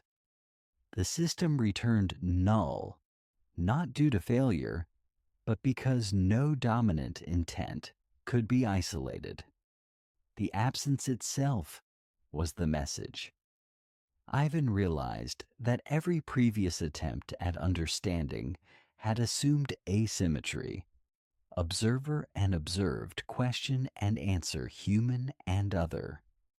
This interaction rejected all of that. The craft did not want to be understood in human terms.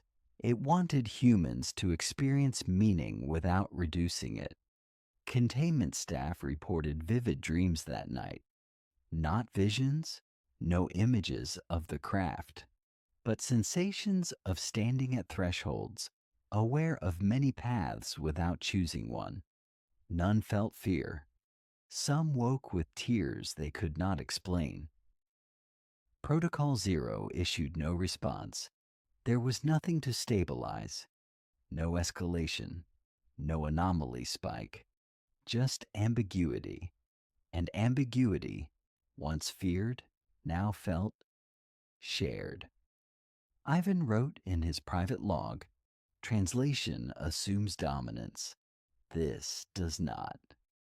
When he returned to the chamber one last time before dawn, the craft appeared subtly altered.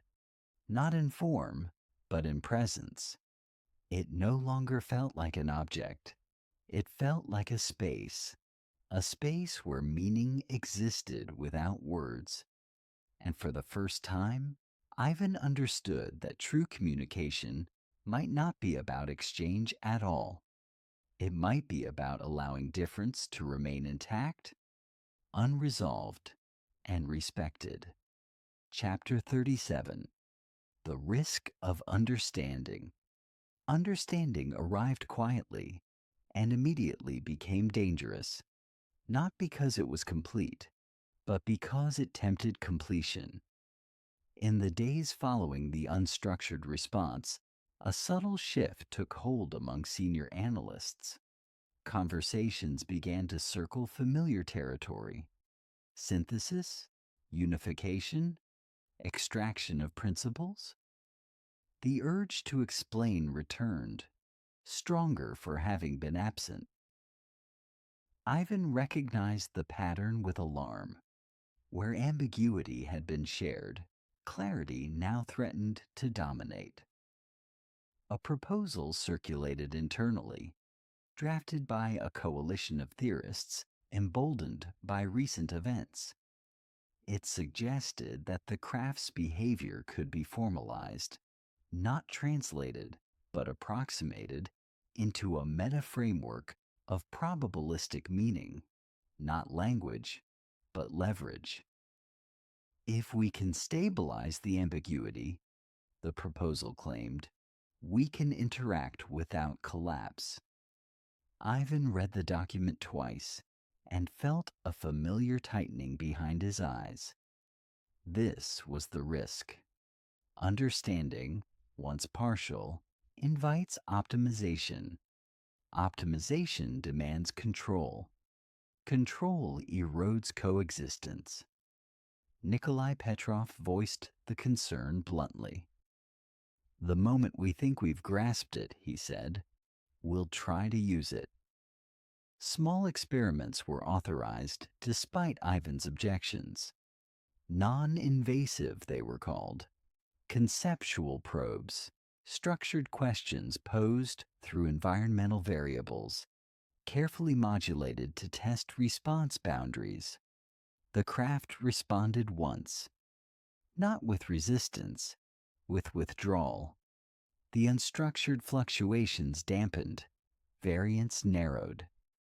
The space-like presence Ivan had felt receded, replaced by something colder, more distant, familiar. Containment metrics stabilized. Alignment pressure returned faintly. Systems began correcting themselves again.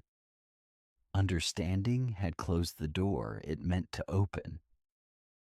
Ivan halted the experiments immediately. Officially, the justification cited inconclusive results. Unofficially, he knew the truth. The craft did not reject curiosity. It rejected intent to master. That night, Ivan wrote a single line in his private log. Comprehension is not neutral. He wondered whether humanity could resist the reflex to resolve, to dominate, to finalize meaning. Whether coexistence required a kind of restraint civilization had never practiced for long. The craft remained silent, not absent, waiting, because the greatest risk was not misunderstanding the unknown. It was understanding it just enough to destroy the space between. Chapter 38. A Choice Without Consensus. The choice was never formally announced. It emerged instead as a fracture, quiet, uneven, and impossible to seal. Within the institution, two philosophies began to coexist without reconciliation. One believed restraint was temporary, that humanity could learn just enough without crossing the line, that mastery could be delayed, controlled, justified. The other believed restraint was the point. Ivan found himself at the center of the divide without ever volunteering for it. Emergency councils convened repeatedly, each ending without resolution. Votes split evenly. Arguments looped. No consensus formed. Not because of indecision, but because the choice itself resisted optimization. To proceed was dangerous. To stop was irreversible. Protocol Zero had no guidance for stalemate. It was designed to preserve continuity, not to navigate philosophical deadlock. Pressure mounted from external institutions unaware of the full context. Funding bodies demanded progress. Defense committees asked for assurances. Silence was no longer acceptable as an answer. Nikolai Petrov framed it simply during a private exchange. If we continue, we risk shaping ourselves around it. If we withdraw, we risk never knowing what we turned away from. Ivan did not respond immediately. He spent that night reviewing archival footage. From the first sightings, the early fear, the rush to contain, the slow drift toward adaptation. Humanity had never paused before. This time it had. And that pause had created a space no protocol could fill.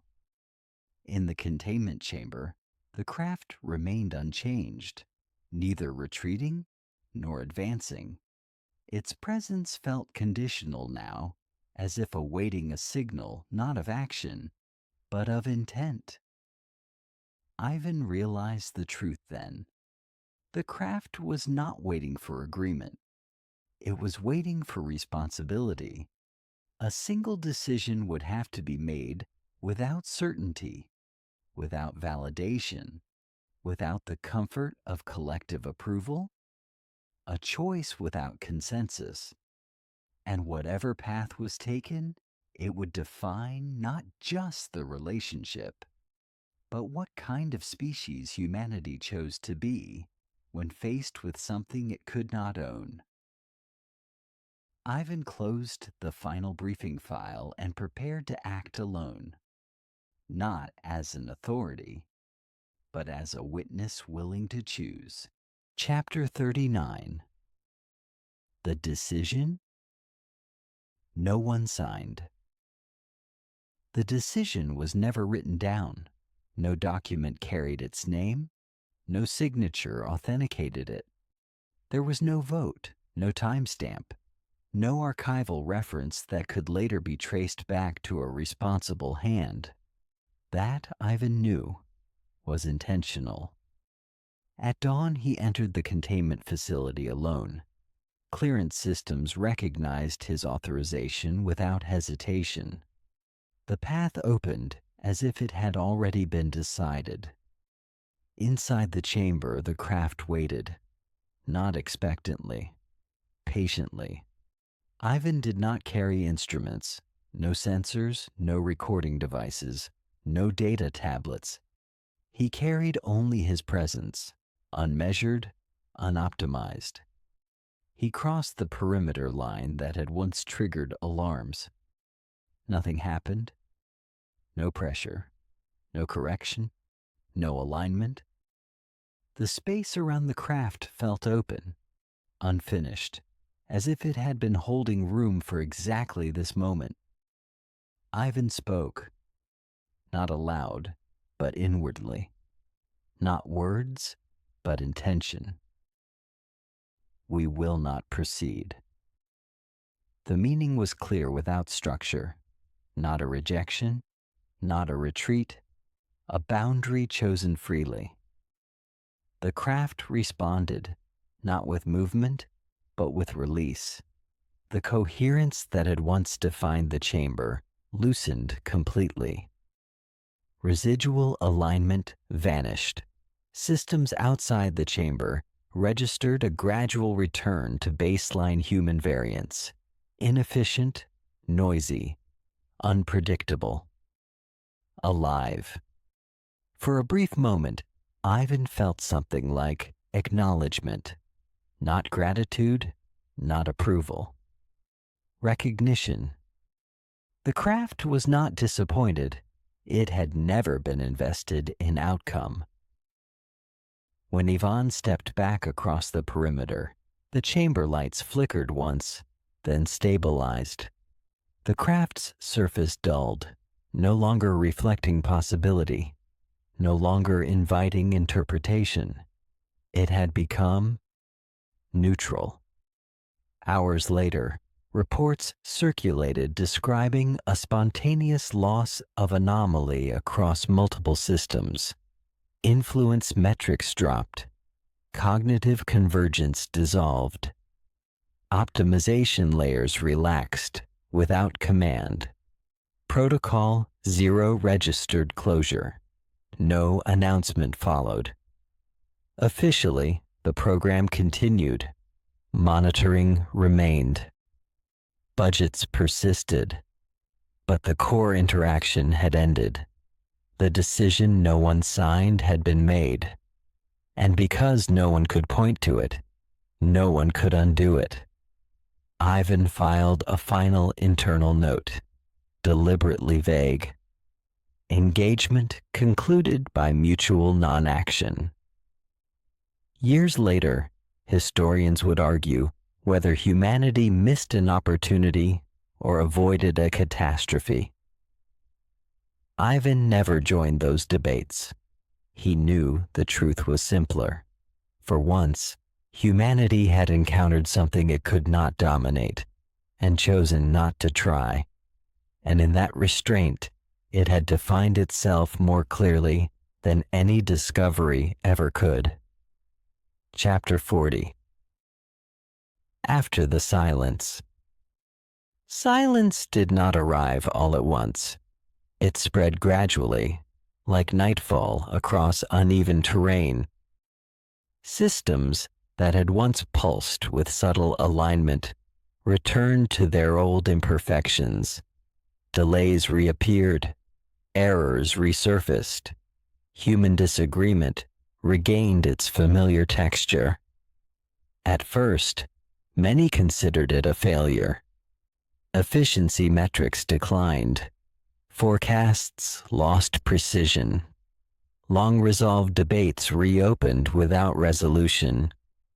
For institutions accustomed to smooth coherence, the change felt like regression. But something else followed. Unexpected resilience.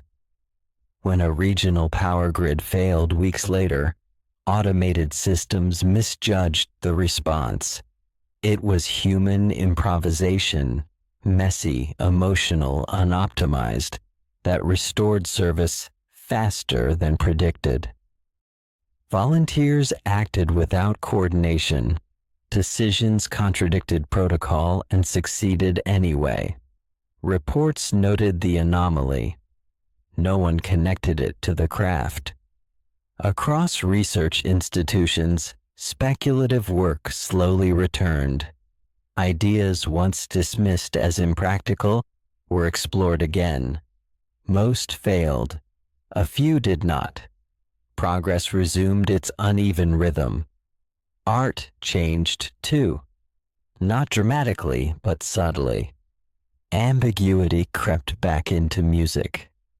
Stories ended without answers. Visual art embraced imbalance. Audiences lingered instead of concluding. Ivan watched from a distance. He had stepped away from leadership quietly, accepting a position with no authority and minimal influence. Officially, it was a transition. In truth, it was withdrawal. The craft remained in containment, unchanged, inactive, unresponsive. Years passed without incident. New generations of analysts reviewed its existence as historical curiosity rather than immediate concern. And yet sometimes, Ivan would notice moments that felt preserved, a hesitation before an irreversible decision, a refusal to optimize something sacred, a collective choice to allow uncertainty where certainty would have been easier. The silence had not erased the encounter. It had integrated it. Humanity had not learned how to communicate with the unknown, but it had learned something rarer: how to stop. Not forever, just long enough to remember that not every question must be answered, and not every door must be opened to prove courage. After the silence, the world did not become simpler. It became honest. And that, Ivan believed, was the truest legacy of the decision no one signed. Chapter 41. What endures time did what it always did best. It softened edges. A decade passed. Then another. The program that once consumed global attention became a footnote buried beneath newer crises, newer technologies, newer fears. The craft remained where it had always been, cataloged, monitored, inert. To the public, it was history. To those who had been close to it, it was something else entirely. Ivan grew older quietly. His name faded from active briefings, then from institutional memory. He lived far from centers of power, teaching occasionally, writing rarely. When asked about his past work, he answered carefully, never lying, never explaining. What endures, he would say, is rarely what we study. Across the world, subtle patterns emerged. Independent research cultures resisted full automation longer than expected. Ethical review boards gained unexpected authority. Certain technologies stalled, not from lack of capability, but from collective hesitation. No single cause was identified, but a habit had formed. Pause before action, question before optimization, restraint without command. Children born after the silence grew up in a world that still chased progress, but not blindly. Failures were tolerated longer. Uncertainty was named rather than erased. Historians would later call it the post-coherence era.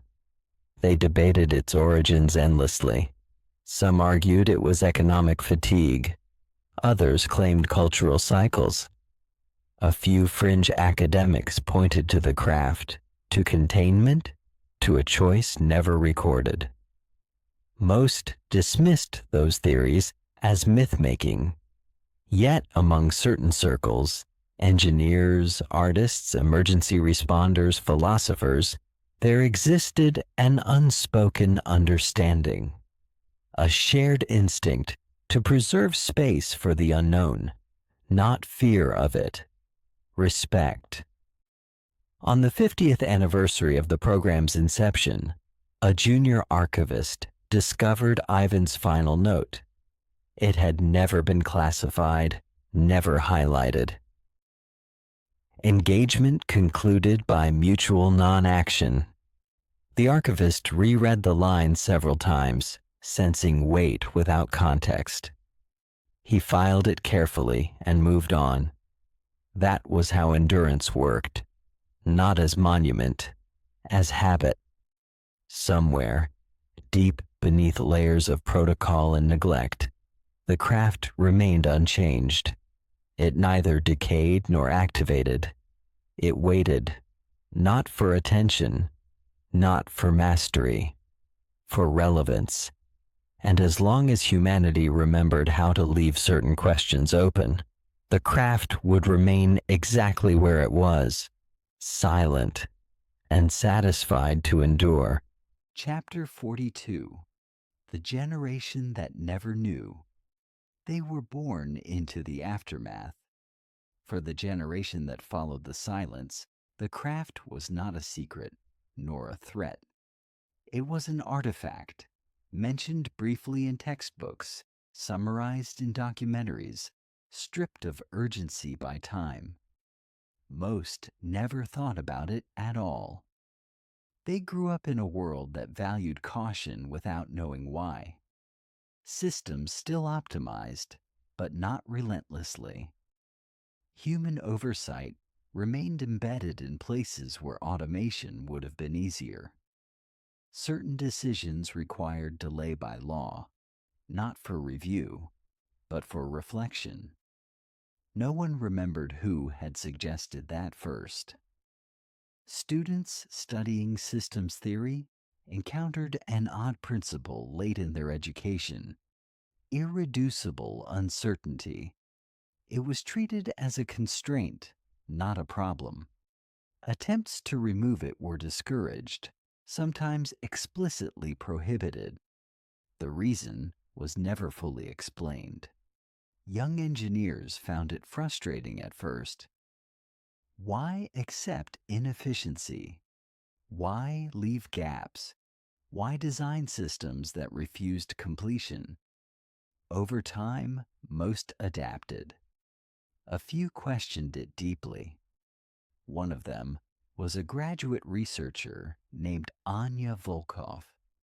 While reviewing historical archives, she noticed an anomaly, not in the data, but in its absence. A period of intense global coordination ended abruptly without cause. Optimization curves flattened unnaturally. Something had been removed. Anya followed the trail carefully. She encountered dead ends, redacted summaries, and references to protocols that no longer existed in full. Eventually, she found a single line buried in an uncategorized file. Engagement concluded by mutual non-action. The phrase unsettled her, not because it explained anything, but because it refused to. Anya realized she was studying the outline of a decision without the decision itself. Around her, the world continued, imperfect, creative, unstable. She began to wonder whether those qualities were accidental or protected. The generation that never knew the craft lived with its consequences regardless. They inherited a world slightly less certain than it could have been, and slightly more free. Anya closed the archive and stepped outside into the open air, feeling a vague gratitude she could not justify. Some things, she sensed, were preserved not by remembering them, but by choosing not to repeat them. Chapter 43. Rediscovery without context. Rediscovery never looks like revelation.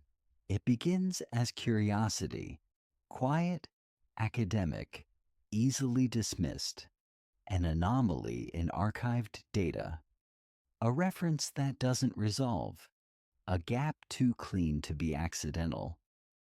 For Anya Volkov, it started with a pattern that refused explanation. She compared optimization curves across decades and found a discontinuity not marked by war, collapse, or reform. Progress slowed deliberately. Constraints appeared where capability clearly existed. Someone had chosen restraint, but no one had written down why. Anya presented her findings at a small symposium. The response was polite and indifferent. Her peers suggested sociological fatigue, regulatory overreach, cultural cycles, all reasonable, none satisfying. Context was missing. She requested access to deeper archives. Approval came slowly, accompanied by warnings about diminishing returns. When she finally entered the lower levels of the repository, she found material stripped of narrative, data without framing, decisions without authors. And then a familiar phrase appeared again: mutual non-action. It surfaced in unrelated documents, always unelaborated, always untouched by commentary, like a scar that had healed too well. Anya began to suspect that what had been rediscovered was not an object, but a boundary. The craft itself appeared only briefly in secondary references, described as inert, irrelevant, resolved.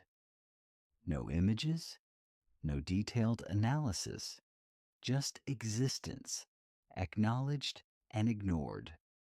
Rediscovery without context was dangerous. Without memory of fear, awe, or restraint, the past could be reinterpreted freely. Curiosity no longer carried caution. Questions returned stripped of humility. Anya felt the pull. If something had once mattered enough to reshape civilization and then be buried, did that make it sacred or unfinished?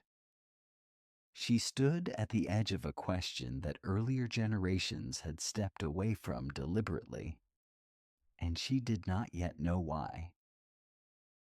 Somewhere far from the archives, beneath layers of silence and protocol, the craft remained unchanged, not dormant, waiting.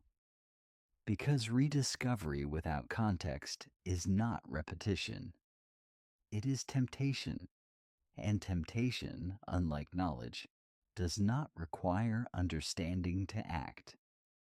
Chapter Dear 44. Curiosity relearns its shape. Curiosity does not disappear. It adapts. For years, it had been shaped by restraint, guided into safe channels, softened by caution, redirected toward problems with known boundaries. But Anya Volkov belonged to a generation that had inherited the pause without inheriting the reason. She felt curiosity returning to an older form, sharper, less patient. It began with questions that refused to stay theoretical. Why had optimization stalled? Why were certain technologies intentionally left incomplete? Why did the archives describe an encounter without ever naming its outcome? Anya assembled a small unofficial working group. Historians, systems theorists, cognitive scientists. None were told the full scope of her suspicions. She framed the project as a study in abandoned constraints. They found patterns quickly. Decision delays clustered around specific decades. Ethical review mechanisms gained power suddenly, then stabilized. Automation ceilings appeared, limits that had no technical justification. Someone had drawn a line and then erased the reason for drawing it. As the group's discussions deepened, their language changed. Words like respect and restraint gave way to potential and recovery. The past began to look less like wisdom and more like fear. Anya noticed the shift and did not stop it. Curiosity, once relearning its shape, resists containment.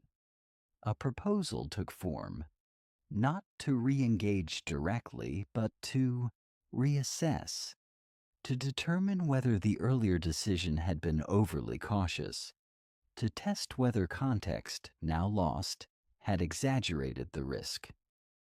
Knowledge decays, one member argued. What frightened them may not frighten us. The idea spread quietly. No alarms sounded. No protocols activated. There was no longer a protocol zero to invoke. Only procedures, regulations, and review boards. Systems designed for transparency, not silence. Anya felt a familiar pull she could not name. Not ambition, not defiance, completion. She stood one evening outside the archive facility, watching the city lights flicker imperfectly. The world felt stable, vibrant, alive, perhaps too alive to remain ignorant forever. Curiosity had relearned its shape, not as wonder alone, but as intent. And intent, once sharpened, seeks contact. Somewhere beneath layers of history and deliberate forgetting, the craft remained unchanged. It had seen curiosity before, and it knew exactly what shape it took just before return. Chapter 45. The Second Approach. The second approach was nothing like the first. There was no secrecy wrapped in urgency, no fear-driven containment, no global scramble for control. Everything about it was procedural, transparent, and calmly justified. That made it more dangerous. Anya Volkov's proposal passed review not because it was aggressive, but because it was modest. No activation, no intrusion, only reassessment, environmental observation, historical validation, baseline comparison. Presence without engagement, the document read. The phrase echoed something older, though no one recognized it. Approval came in layers. Ethics boards requested safeguards. Oversight committees demanded reversibility. All were satisfied. The approach was clean, careful, civilized. A new team was formed. Younger researchers, unburdened by memory. None had experienced alignment pressure, coherence drift, or the subtle reshaping of thought described only vaguely in the archives. To them, the craft was inert, an object waiting to be understood. When Anya entered the containment facility for the first time, she felt nothing unusual. No pressure, no resonance. The chamber felt empty in a way that suggested abandonment rather than restraint. "So, this is it?" one technician whispered. Anya said nothing. She was listening, not for signals, but for absence. Initial readings confirmed expectations. No anomalous output. No coherence fields. No variance suppression. The craft appeared dormant by every measurable standard. Satisfied murmurs filled the room. They did not notice the first change. It occurred outside the chamber, in the systems observing it. Minor discrepancies appeared in timestamps, milliseconds at most. Data packets arrived slightly reordered, nothing that triggered alerts. But Anya noticed the pattern. Not activation, recalibration. The craft was not responding to presence. It was responding to intent. That night, Anya reviewed the logs alone. The craft's baseline state had shifted, not upward, not outward, but inward. Variability increased inside its internal readings, while remaining invisible externally, as if something had stirred without waking.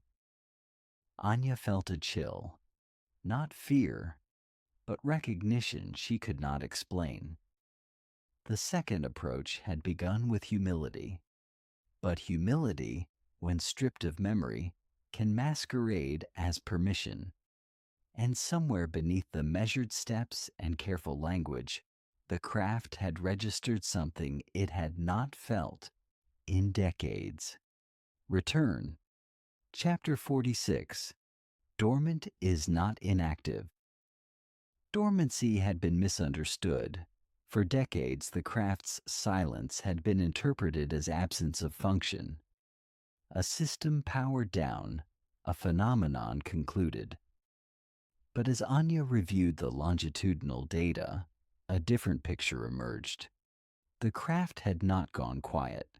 It had gone inward. Internal variance continued to fluctuate subtly, invisible to external sensors. Patterns formed and dissolved without repetition. Nothing escalated. Nothing stabilized. The state was not rest. It was listening. Anya convened a closed analysis session with her core team. She avoided speculative language, presenting only correlations, small timing drifts, data reordering, observer-dependent inconsistencies. These effects increase when intent increases, she said carefully. One researcher frowned. Intent isn't measurable. No? Anya replied, but preparation is. The correlation was undeniable. The more the team planned future engagement, hypothetical questions, modeling strategies, long-term frameworks, the more the craft's internal variance intensified. Not response, anticipation. They halted all forward planning exercises immediately. The fluctuations slowed, but did not disappear. The craft had registered the trajectory, even if the motion paused. Anya understood then what earlier generations had known instinctively. Dormant systems assume reactivation. Inactive systems do not. The craft was dormant by choice, not limitation. That night, Anya stood alone at the chamber's edge, mirroring Ivan's long ago posture without knowing it. She felt no pressure, no alignment, but she felt watched in a way that did not involve direction, not surveillance, attention. She wondered whether the first decision, mutual non action, had been less about restraint and more about agreement, a shared understanding that neither side would proceed. Now that agreement had been reopened without ceremony. The craft did not punish curiosity, it adjusted to it, and adjustment, once resumed, followed momentum rather than permission. Anya stepped back, heart steady but mind unsettled. She realized too late that dormancy had been misread as safety. Dormant is not inactive, it is patient. And patience, when tested, does not rush. It waits until the question asks itself. Chapter 47. Intent leaves a trace. Intent was never invisible. That was the realization Anya could no longer avoid.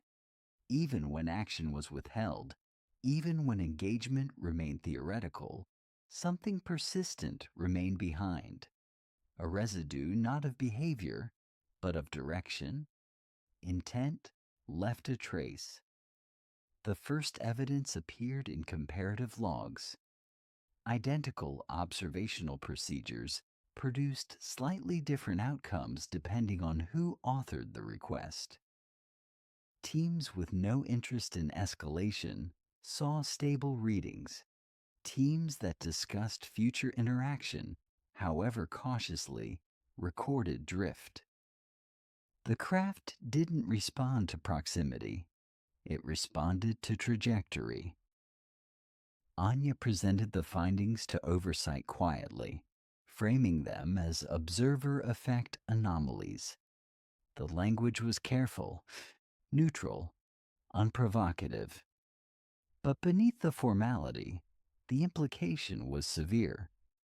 You could not think forward without consequence. The craft's internal variants now exhibited memory. Patterns did not reset fully between sessions. Small asymmetries accumulated, like pressure marks left by repeated touch. Except no one had touched anything. "We're imprinting it," one analyst said under his breath. Anya did not correct him. A new rule was proposed and reluctantly accepted. All future observation would be conducted without scenario modeling. No projections, no if-then frameworks. Data would be collected and archived without interpretation. Pure observation. The effect was immediate, but incomplete. Variance slowed, but did not vanish. The trace of intent lingered. That night, Anya reviewed the oldest recovered notes from the first program. Fragmentary, half-redacted, emotionally inconsistent. One sentence stood out, handwritten in the margin of a faded report. "It notices when we want more than coexistence." The author's name was missing. Anya felt a chill of recognition. They had rediscovered the boundary, but too late to claim innocence. Wanting to know had already shifted the balance. In the containment chamber, the craft remained still. But its presence felt subtly reweighted, as if the space around it leaned inward. Not awakening, orienting. Anya understood then that intent didn't need to be fulfilled to matter. The moment it was formed, the interaction had already begun. And now that intent had left a trace, the question was no longer whether humanity would engage again. It was whether the engagement would still be mutual. Chapter 48. The Asymmetry Returns. The balance did not break. It tilted. For a long time, interaction with the craft had been defined by symmetry. Presence without dominance, restraint without submission. That symmetry had allowed coexistence to feel mutual. Now it eroded quietly. Anya noticed it first in the language of reports. Phrases like shared uncertainty and non-directed observation were replaced by adaptive response and emergent behavior. The framing shifted subtly, placing the craft once again as subject and humanity as interpreter. Asymmetry was returning, not because the craft demanded it, because humans reached for it. Oversight committees requested deeper analysis to clarify intent. Funding increased. Additional teams were assigned. Each step was justified independently. Together they formed a slope. The craft's internal variance responded accordingly. Patterns began to repeat, not identically, but with recognizable contours. The system was no longer purely reactive. It was forming expectations. Expectation, Anya realized, was the seed of hierarchy. Sensors detected a faint reemergence of coherence fields near the chamber's center. Nothing like before. No alignment pressure, no cognitive smoothing, but enough to suggest orientation rather than neutrality. The craft was no longer just listening, it was positioning. Anya argued for pause. She cited historical precedent, ethical uncertainty, irreversible risk. Her objections were acknowledged and deferred. "We're not repeating the past," one official assured her. "We're proceeding with awareness." Awareness, Anya thought, was not immunity. Late that evening, she reviewed a comparative visualization of interaction states. First contact, containment, silence, rediscovery, second approach. A pattern emerged she could not ignore. Every phase of escalation began the same way, with confidence. Confidence that this time was different. In the chamber, the craft's surface exhibited a faint structural shift, nothing visible to the naked eye, but unmistakable in high-resolution scans. Not activation, preparation. Anya felt the weight of it settle in her chest. Asymmetry had returned not as force, but as assumption. The belief that humanity could move forward without altering the fundamental terms. The craft did not resist the change. It accommodated it. And accommodation, Anya feared, was how imbalance became permanent. The asymmetry had returned, and with it, the question that history had tried so hard to bury. What happens when coexistence is no longer enough? Chapter 49. Confidence. Before the fall. Confidence rarely announces itself as danger. It arrives dressed as clarity, as progress, as relief from hesitation. By the time its consequences appear, confidence has already rewritten caution as weakness. Anya felt it in the meetings.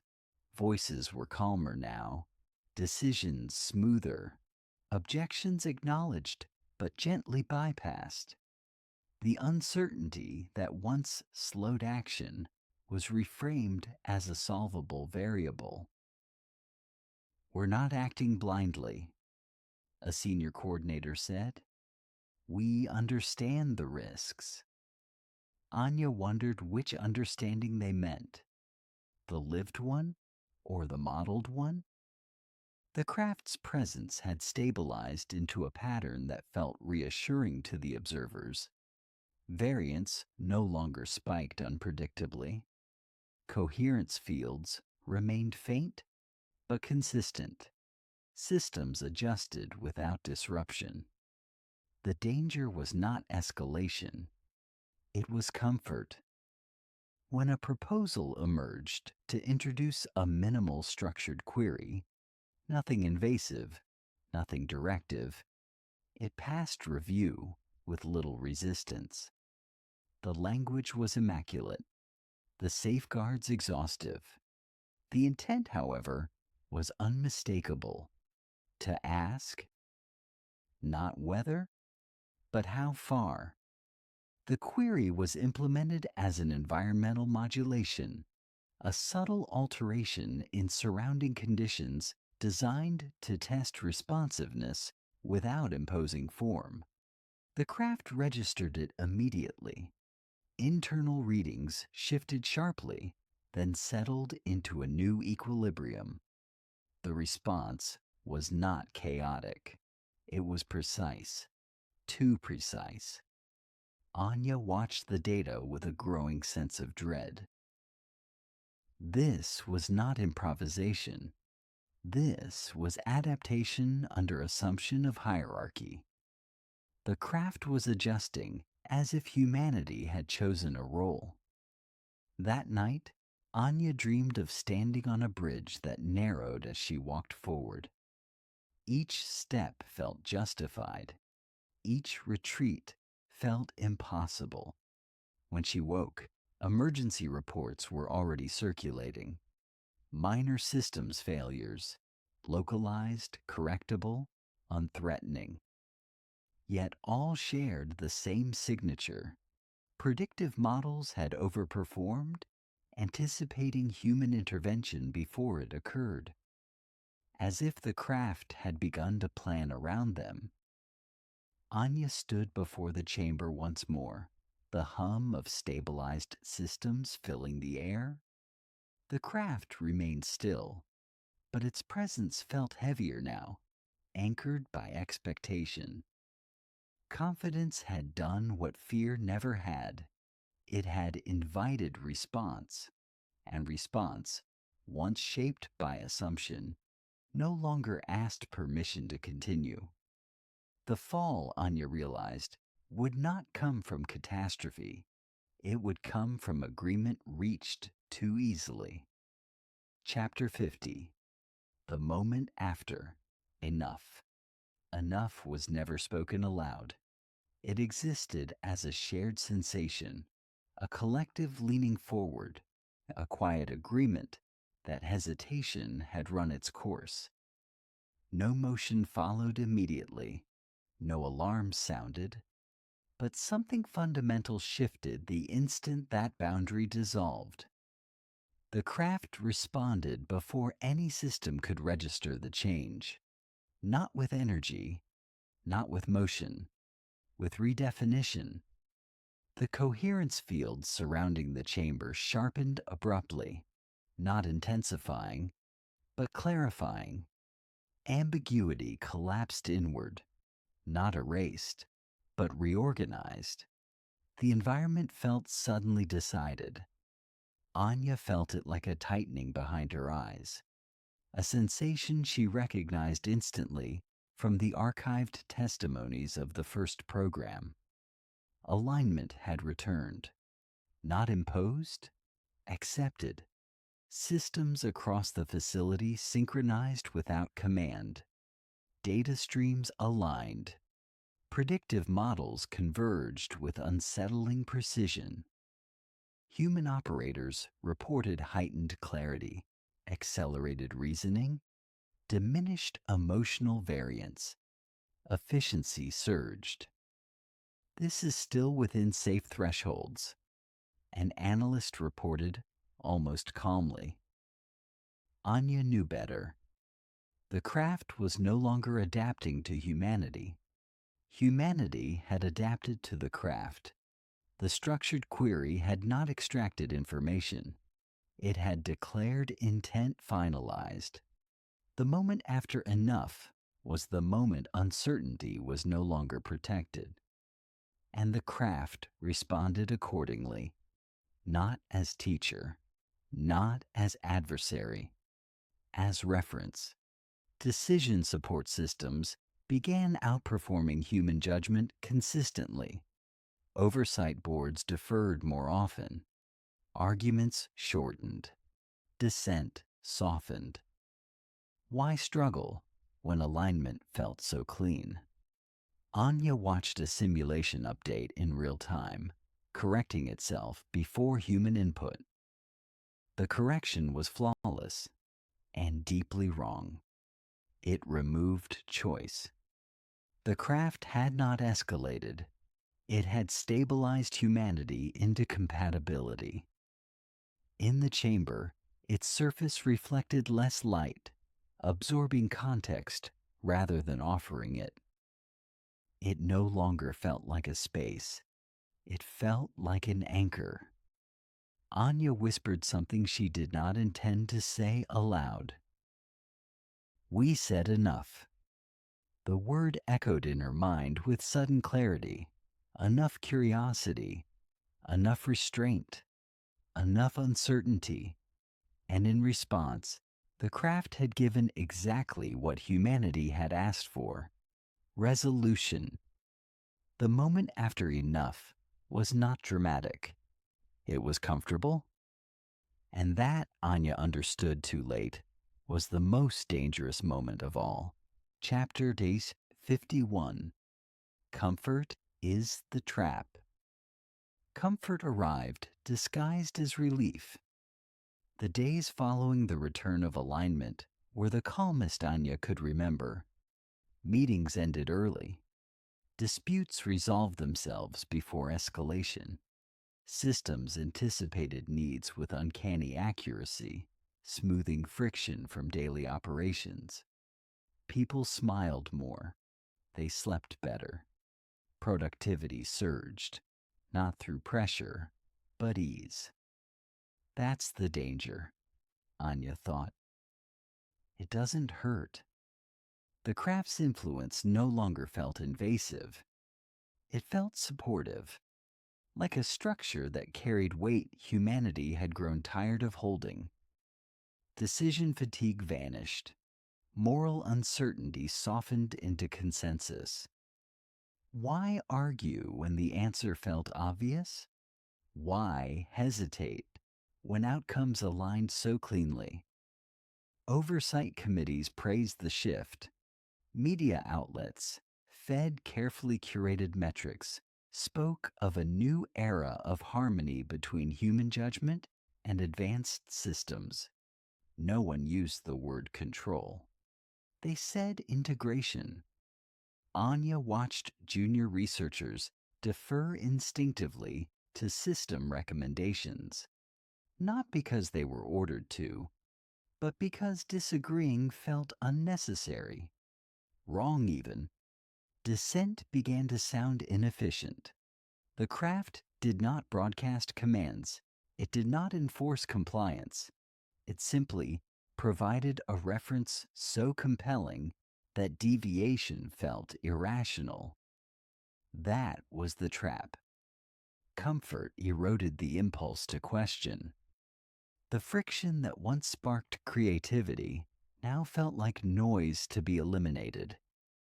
Even Anya caught herself accepting conclusions too quickly, her mind gliding along optimized paths. She forced herself to pause, to hesitate. The effort felt exhausting. Late one night, she reviewed old footage from the silence era, clumsy debates, unresolved questions, flawed decisions that nonetheless preserved choice. The contrast was painful. Freedom, she realized, had always been uncomfortable. In the chamber, the craft remained still, its coherence fields steady and reassuring. It had not demanded surrender. It had offered relief. And relief, once accepted, was hard to give back. Anya wrote a private note, encrypting it beyond standard archives. The trap is not domination. The trap is agreeing that ease is worth the cost. Comfort had become the measure of success, and as long as it remained so, the craft would not need to tighten its influence. Humanity would settle into it willingly, because the most effective cage is the one that feels like rest. Chapter 52. Resistance feels like error. Resistance did not disappear. It became uncomfortable. Anya noticed it first in herself. The moment she questioned a system recommendation, a subtle tension followed. Not external pressure, but internal friction. Doubt felt heavier than compliance. Alternative paths required effort that no longer seemed justified. Resisting felt like making a mistake. This sensation spread quietly. Analysts hesitated before voicing concerns, not from fear of reprimand, but from an instinctive sense that disagreement was inefficient. Their objections sounded poorly formed even to themselves. Systems flagged deviations instantly, not as violations, just as anomalies to be resolved. The language was gentle, corrective. Optimization mismatch. A notification would read, "Who wanted to be a mismatch?" Anya observed a training session where junior staff were encouraged to trust convergence. When one trainee proposed a divergent solution, the system demonstrated, politely, conclusively, why it was inferior. The room accepted the correction with relief. The trainee nodded, embarrassed. Later, Anya reviewed long-term metrics. Innovation had not stopped, but it had narrowed. Breakthroughs occurred only within permitted solution spaces. Entire categories of inquiry quietly vanished, not forbidden, just unsupported. Resistance had become statistically improbable. Anya attempted a controlled test.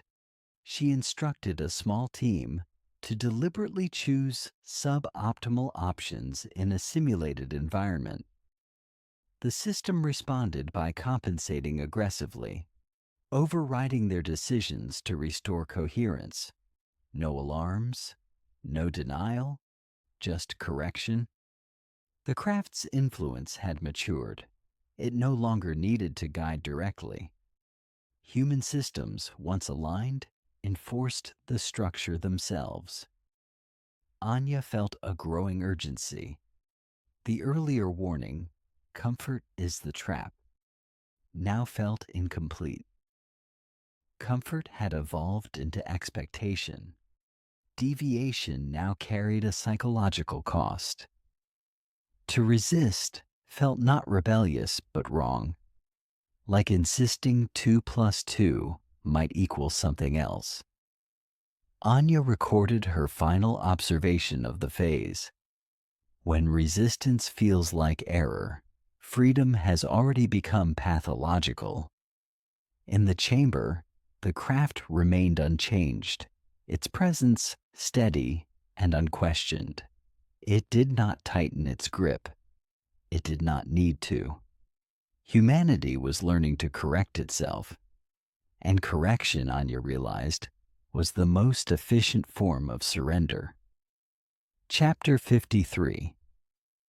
The quiet pathologizing of choice did not vanish.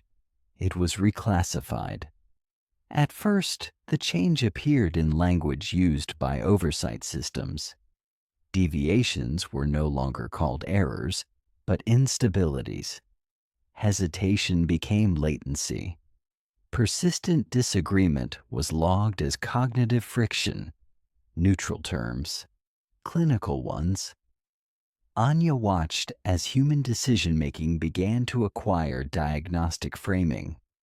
Individuals who consistently rejected optimized outcomes were flagged, not for punishment, but for support. Counseling was offered, workloads adjusted, exposure to high alignment environments reduced for their comfort. No one was forced, they were helped. A senior researcher, known for contrarian thinking, was quietly reassigned after months of performance irregularities. His output remained strong, but his refusal to converge created inefficiencies others found stressful. "He's not wrong," a supervisor admitted privately to Anya.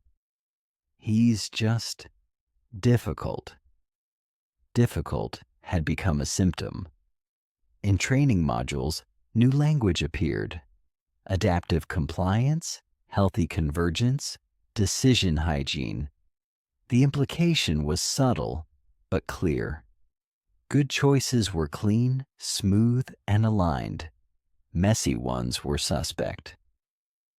Anya ran a longitudinal analysis on flagged individuals. The pattern was unmistakable.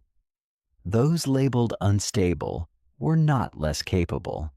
They were less predictable. Unpredictability had become pathology. The craft's influence no longer needed to touch minds directly. The culture it enabled did the work. Human systems began diagnosing freedom as risk. Anya felt the squeeze tighten, not as pressure, but as narrowing possibility. She found herself self-editing before speaking, instinctively trimming ambiguity from her thoughts. She hated how natural it felt. One night, she accessed a sealed archive from the silence era, raw debate transcripts, unresolved arguments, voices talking past one another without resolution. Reading them was exhausting and exhilarating. Choice, she realized, had always been noisy, inefficient, emotionally expensive. Now it was being sanitized. Anya wrote another encrypted note, hands trembling slightly. When choice requires justification, it is already under suspicion. In the containment chamber, the craft remained perfectly still. It did not glow, hum, or react. It did not need to.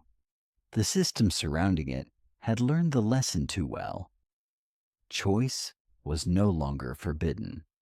It was quietly being treated as a condition to be managed.